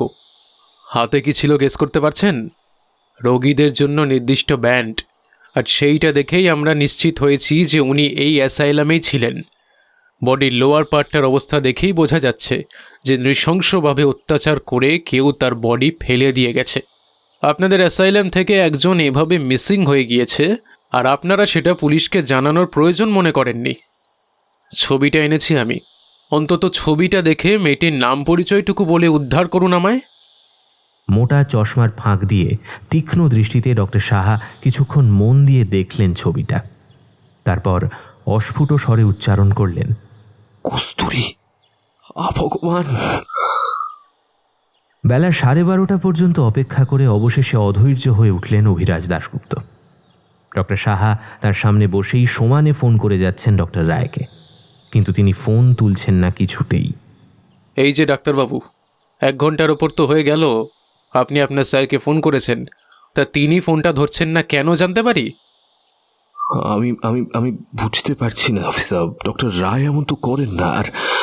আর কারো না হোক, কিন্তু আমার ফোন উনি সবসময় রিসিভ করেন, কারণ উনি জানেন আমার টেনশন বেশি হয়। ওর কোনো বিপদ হলো কিনা বুঝতে পারছি না। সশব্দে কাঠের চেয়ার থেকে উঠে দাঁড়ালেন। তারপর তেতো বিরক্ত মুখে বললেন, বিপদ? হ্যাঁ, সেই তো। ভদ্রলোককে আমার কালই সন্দেহ হয়েছিল যে কিছু তো একটা চেপে যাচ্ছেন ইনি। তারপর আজকে সকাল থেকে পুরোপুরি আউট অফ রিচ। ওই লোকটা কলকাতা ছেড়ে পালিয়ে গেলেও আমি এতটুকু আশ্চর্য হব না। এখানে বসে বসে আর অপেক্ষা করাটা সম্ভব নয়, এমনিতেই অনেকটা দেরি হয়ে গেছে। আমাদের সঙ্গে চলুন আপনি। উনি কোথায় থাকেন আশা করি আপনি জানেন। বিবশ অবস্থায় ডক্টর সাহা শুধু ঘাটটা একদিকে সম্মতিসূচকভাবে কাত করলেন। 0.5 ঘন্টা পর ডক্টর রায়ের ফ্ল্যাটে পৌঁছে কলিং বেল টিপলেন মিস্টার দাশগুপ্ত। এই ফ্লোরে মোট 5টা ফ্ল্যাট থাকলেও এক বৃদ্ধ দম্পতি ছাড়া ফ্ল্যাট মালিকদের কেউই কলকাতাবাসী নন। বারচারে কলিং বেল বাজানোর পরও ভেতর থেকে কারোর কোনো সাড়া শব্দ পাওয়া গেল না। বিড়বিড় করে অফিসার দাশগুপ্ত তার সঙ্গীদের উদ্দেশ্যে বললেন, দরজাটা ভেতর থেকে বন্ধ। পাখি মনে হচ্ছে উড়ে যায়নি, হয়তো ভয় পেয়ে দরজা খুলছে না। একজন কনস্টেবল বললেন, আপনি জোরে জোরে ধাক্কা দিন স্যার, তাতেই না খুললেও আমরা না হয় দরজাটা ভেঙেই দেবো। আমি এত দেরি করতে চাইছি না। এক কাজ করো, বাইরে থেকে 2 জন মিলে একটু ধাক্কা দাও, দেখো যদি লকটা খোলে। Okay sir. 2 শক্তিশালী পুরুষের পেশির জোরের কাছে কাঠের দরজাটা বেশিক্ষণ নিজের অস্তিত্ব টিকিয়ে রাখতে পারল না। বিকট শব্দ করে দরজাটা খুলে যেতেই হুড়মুড় করে ঘরের ভেতর ঢুকে এলেন সকলে। ডক্টর সাহা আগে আগে এগোচ্ছেন, তার মনে তখন দুশ্চিন্তার ঝড় চলছে। ছোট্ট ডাইনিং হলটা পেরিয়ে বেডরুমের দরজাটাও ভেতর থেকে বন্ধ। আবারও শুরু হলো পুলিশের শক্তি প্রয়োগের খেলা, এবং অবশেষে দরজার পরাজয়। ভেতরে ঢুকতেই খোলা জানলাগুলো দিয়ে দুপুরের সূর্যমুখী রঙা রোদ মুচকি হেসে তাদের অভ্যর্থনা জানালো। তবে সেদিকে দৃষ্টি দেওয়ার মানসিকতা তখন ছিল না এই মানুষগুলোর। বিস্ময় হতবাক হয়ে সকলেই ঘাড় উঁচু করে তাকিয়ে আছে ওপরের দিকে। মাথা থেকে টুপিটা খুলে ফেললেন অভিরাজ দাশগুপ্ত। এতটা চমক হয়তো তিনি আশা করেননি। শুকনো গলায় ফ্যান থেকে ঝুলন্ত নিথর মানুষটির দিকে তাকিয়ে তিনি বললেন, ও মাই গড, এটা কি করলেন উনি? পুরনো রংচটা একটা লাল ওড়না দিয়ে নিজের জীবনের ইতি ঘটিয়েছেন ডক্টর রায়। হয়তো ওড়নাটি এককালে তার স্ত্রীর ছিল। শহরের অন্যতম সেরা মনোবিদের শরীরটা যখন ওই ওড়না কেটে মাটিতে নামানো হয়, তখনও যেন মনে হচ্ছে মানুষটা শান্তিতে ঘুমোচ্ছেন। এক্ষুনি ডাকলেই হয়তো উঠে পড়বেন। মাটিতে দেহটা শোয়ানো হতেই এতক্ষণে সকল সংযম হারালেন ডক্টর সাহা। ডক্টর রায়ের নিষ্প্রাণ শরীরটাকে আঁকড়ে ধরে শিশুর মতো কেঁদে উঠলেন তিনি।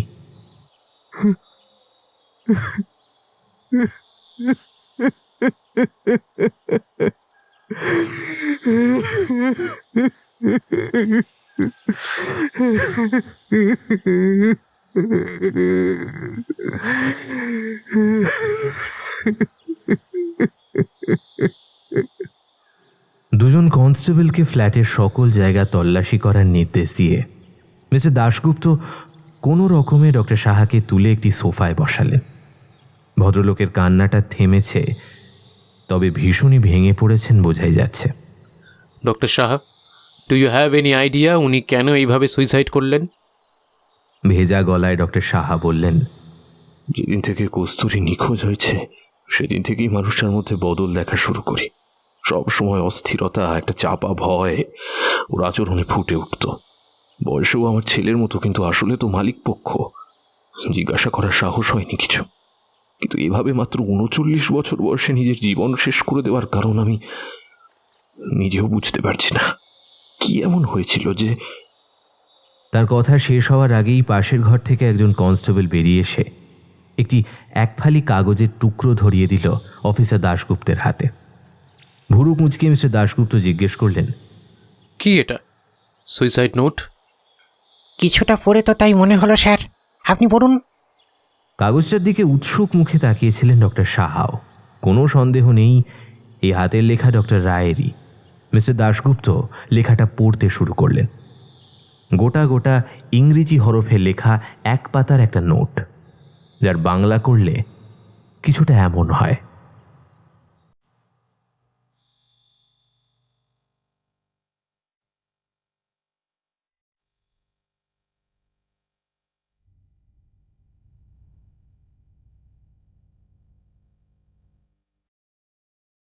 এই কাগজের টুকরোটা যখন জনসমক্ষে আসবে তখন আমি বেঁচে নাও থাকতে পারি। বেঁচে যে থাকবো না এই নিশ্চয়তা নিয়ে এই লেখাটা লিখছি। জীবিত মানুষের মান সম্মান নিয়ে অনেক রকম সমস্যা আছে, তবে আপনারা একজন মৃত মানুষের লেখা নিয়ে কোনো বিচার সভা বসাবেন না, এতটুকু আশা রাখছি। আমি মানুষটা যে সৎ এমন দাবি আমি করছি না। নিজের মেধা এবং পরিশ্রম ঠিকঠাক মূল্যায়ন না হলে, বা কেউ আমার কখনো ক্ষতি করার চেষ্টা করলে, আমি পাড়ার গুন্ডা মস্তানের থেকেও ভয়ঙ্কর হয়ে উঠি। ভয়ঙ্কর হয়ে উঠতে পারি কারণ সমাজে আমার একটা প্রতিষ্ঠা আছে। শহরে সেরা মনোচিকিৎসক হিসেবে সুনাম আছে এবং আছে অঢেল টাকা। আমার চরিত্রের আরও একটি দিক হলো আমার নারীদের প্রতি আসক্তি। এসব লিখছি বলে আমায় আবার নির্লজ্জ ভাববেন না দয়া করে। বেঁচে থাকতে তো এসব কথা কাউকে কখনো বলে উঠতে পারিনি। সবই লিখে যেতে চাই, যাতে এই কথার পাহাড় বুকে নিয়ে আমায় মরতে না হয়।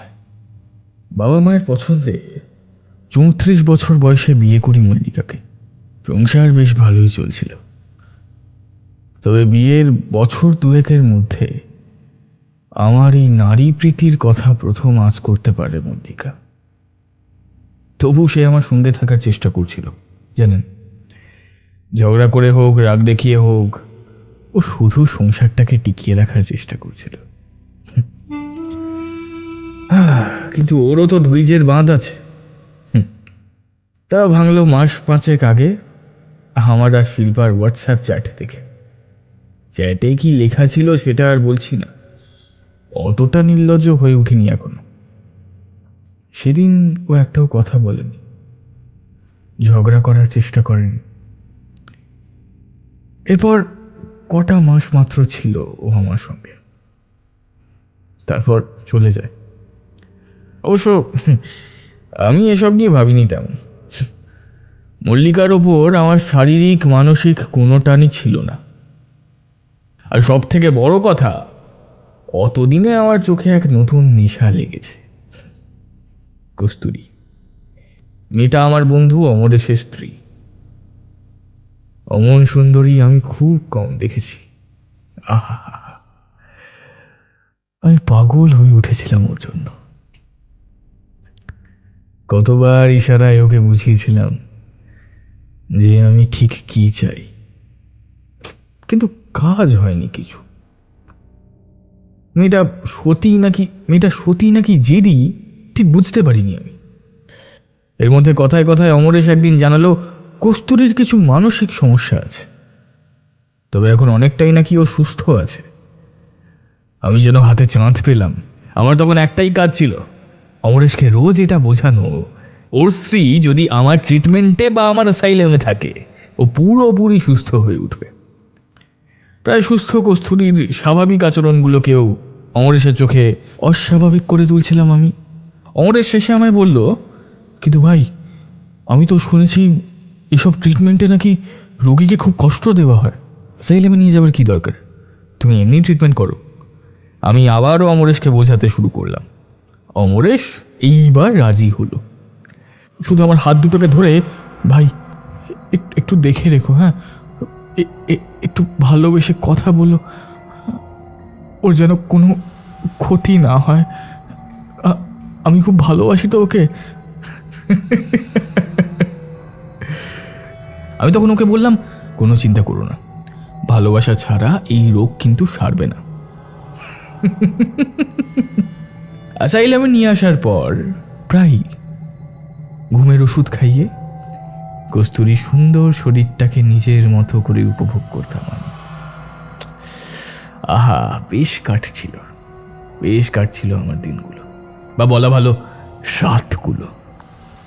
কিন্তু এরই মধ্যে হঠাৎ একদিন সুযোগ বুঝে কস্তুরী পালিয়ে গেল জানলার কাঁচ ভেঙে। এরপর থেকেই আমার জীবনের সমস্ত পরিকল্পনা একেবারে পাল্টে যেতে শুরু করলো। এখন প্রতি রাতে কস্তুরী আসে আমার কাছে, প্রতি রাতে। আমি জানি ও মৃত, ও মারা গেছে, কিন্তু তবুও ওর অস্তিত্বকে আমি অস্বীকার করতে পারি না। হ্যাঁ, ঠিক এতটাই জীবন্ত ওর উপস্থিতি। অমরেশ এমনি অসুস্থ হয়নি, আমার বিশ্বাস অমরেশের কিছুই হয়নি।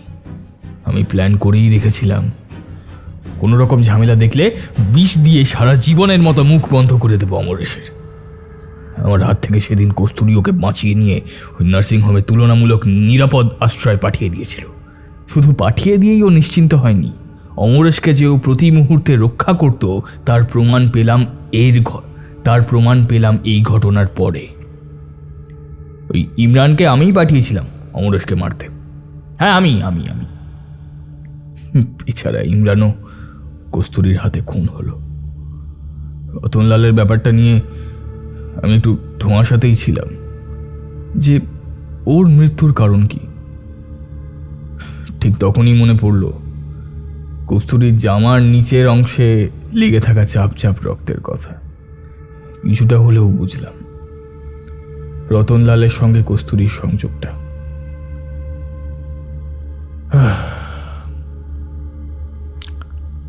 আপনাদেরও বলি, কলকাতা শহরটাকে না চেনা কস্তুরী যখন সেদিন পালিয়ে যায়, তখন শুনশান কোনো এক রাস্তাতে হয়তো ওকে রতনলাল দেখতে পেয়ে সাহায্য করার নাম করে ট্রাকে তোলে। জোর করে তুলেছিল নাকি কস্তুরী নিজেই উঠেছিল তা আমি জানি না, অবশ্য জোর করে তোলার সম্ভাবনাটাই বেশি। তারপর আর কি, রাতের অন্ধকার, বেপরোয়া ট্রাক চালক এবং একটি সুন্দরী অসহায় মেয়ে। পুরুষ মানুষের মন তো, কি করবে বলুন। শারীরিক নির্যাতনের মাত্রা এতটাই বেশি ছিল যে অতিরিক্ত রক্তক্ষরণেই মৃত্যু হয়েছিল কস্তুরীর। ওর ঠোঁটটাও ছিন্ন বিচ্ছিন্ন হয়ে গিয়েছিল। জানেন, কস্তুরী সবাইকে মেরেছে, তবে ও আমায় মারবে না বলেছে।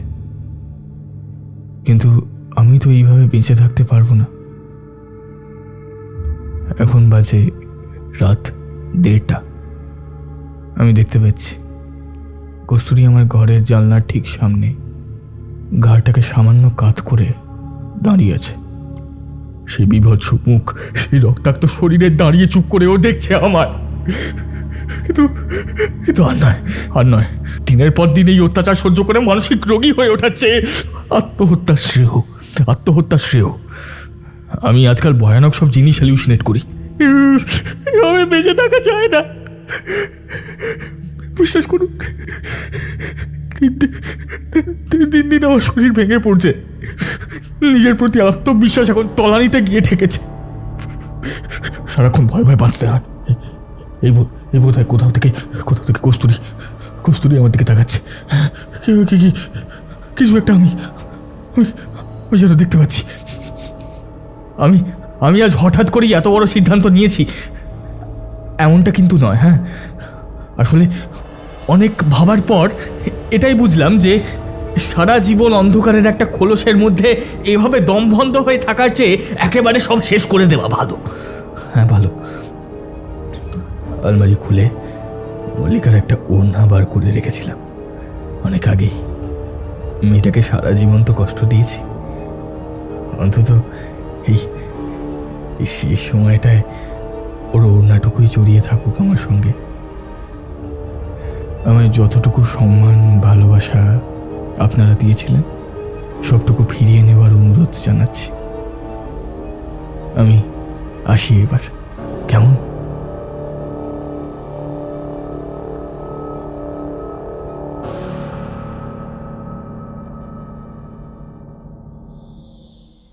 লেখাটা পড়া শেষ করে মিস্টার দাশগুপ্ত তাকালেন ডক্টর সাহার দিকে। মাটিতে শোয়ানো মৃতদেহটির দিকে একটা অর্থহীন শূন্য দৃষ্টি মেলে ভদ্রলোক জড় পদার্থের মতো স্থির নিশ্চল হয়ে বসে আছেন। তার মুখের অভিব্যক্তিতে বিশেষ কোনো বদল ঘটেনি, তবে দুই চোখ দিয়ে গড়িয়ে পড়া নোনা জলের ধারা বয়সের ভারে ভঙ্গুর তার দুটি গালকে সিক্ত করে চলেছে ক্রমাগত। কাগজটা কনস্টেবলের হাতে দিয়ে মিস্টার দাশগুপ্ত কিছুটা যেন স্বগতোক্তিই করলেন। মানুষ কেমন অদ্ভুত, তাই না? নিজের সুন্দর ঝকঝকে মুখটার আড়ালে কতগুলো মুখোশ যে তারা লুকিয়ে রাখেন, তার হিসেব হয়তো একমাত্র তারাই জানেন। পালিশ করা নির্মেত কথাবার্তার পেছনে যে কতটা কদর্য একটা মন লুকিয়ে থাকতে পারে, তার সন্ধান হয়তো আমরা সাধারণ মানুষেরা পাই না। সমাজে একজন ডাক্তারকে ঈশ্বরের পরেই স্থান দেওয়া হয়, আর সেই ডাক্তারের এমন নোংরা মানসিকতা। এই ধরনের মানুষদের ঠিক কী অপরাধী বলা যায়? নাকি মানসিক বিকারগ্রস্ত, নাকি দুটোই? কি জানি। অপরাধীদের মনস্তত্ত্ব এই জন্যই হয়তো এতটা আকর্ষণীয়। কথা শেষ করে একটা ছোট্ট দীর্ঘশ্বাস ফেললেন তিনি। ডক্টর সাহার গায়ে হাত দিয়ে ছোট্ট করে একটু ঠেলা দিতেই ভদ্রলোকের পাথর শরীরে যেন প্রাণ ফিরে এলো। ফ্যাল ফ্যাল করে বোকার মতো মিস্টার দাশগুপ্তের দিকে তাকিয়ে তিনি বললেন, আমি কি মানুষটার গুণে মুগ্ধ ছিলাম? এই মানুষটাকে কি ছেলের মতো ভালোবেসেছিলাম? আমার তো আজ নিজেকেও অপবিত্র লাগছে। আমার একটু বাড়িতে নামিয়ে দেবেন প্লিজ। শরীরের তেমন জোর পাচ্ছি না। অ্যাসাইলামের চাকরিটাও আমি কালই ছেড়ে দেবো। তারপর কিছুটা উত্তেজিত হয়ে তিনি তাড়া লাগিয়ে বললেন, চলুন চলুন, এই ঘরের বাতাসে বিষ আছে। আমি আমি আমি আর থাকতে পারছি না। বলতে বলতে সোফা ছেড়ে উঠতেই যাচ্ছিলেন তিনি, কিন্তু এত বড় মানসিক আঘাতের পর দুর্বল শরীরে মাথাটা যেন হঠাৎ ঘুরে উঠল তার। মিস্টার দাশগুপ্ত তড়িঘড়ি এগিয়ে এসে ভদ্রলোকের হাতটা ধরলেন, তারপর বললেন, দেখুন, আপনি নিজেকে দোষারোপ করবেন না প্লিজ। কাউকে ভালোবাসা বা স্নেহ করাটা অপরাধ নয়। আপনি তো নিঃস্বার্থ ভালোবেসেছিলেন। চলুন, আমি আপনাকে বাড়িতে নামিয়ে দিয়ে আসি। তারপর কনস্টেবল দুজনকে ডেকে বডি স্থানান্তরিত করার কথা বলে ডক্টর সাহাকে সঙ্গে নিয়ে তিনি বেরিয়ে এলেন। এত বড় একটা দুর্ঘটনার খবর আসায় অ্যাসাইলামের পরিবেশ স্বাভাবিকভাবেই আজ বড্ড থমথমে। সকলেই জানেন মানুষটা অপরাধী, মানুষটা একটা অন্যায় ঢাকতে আর একটা অন্যায় করে গেছেন নির্বিচারে। মানুষটা খুন পর্যন্ত করার চেষ্টা করেছেন, তবুও মন ভালো নেই কারোর। এই অ্যাসাইলামের ভবিষ্যৎ নিয়েও সংশয়ের জায়গা তৈরি হয়েছে। তবুও যতদিন অ্যাসাইলামটা আছে ততদিন কর্তব্যে গাফিলতি তো করা যাবে না কিছুতেই। তাই নিয়ম মতো সেদিনও সন্ধ্যায় মিসেস সেনের ঘরে ওষুধ আর ইঞ্জেকশন নিয়ে গেল নার্স ইরা।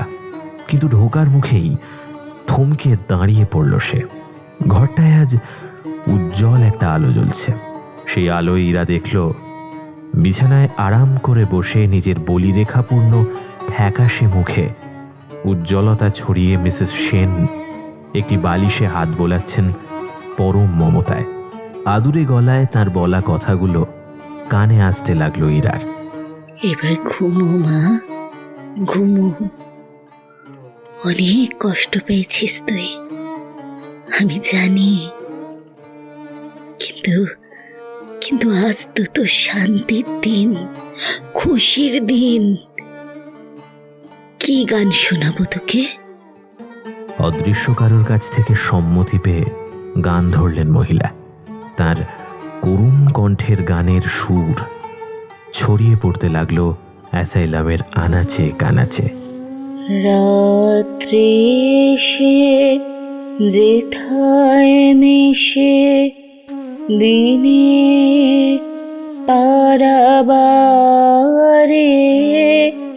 তোমায় আমায় দেখা হলো সেই মোহনার ধারে।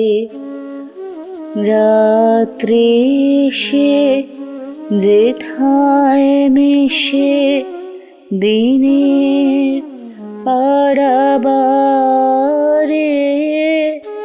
তোমায় আমায় দেখা হলো সেই মোহনার ধারে। রাত্রি এসে যেথায় মিশে।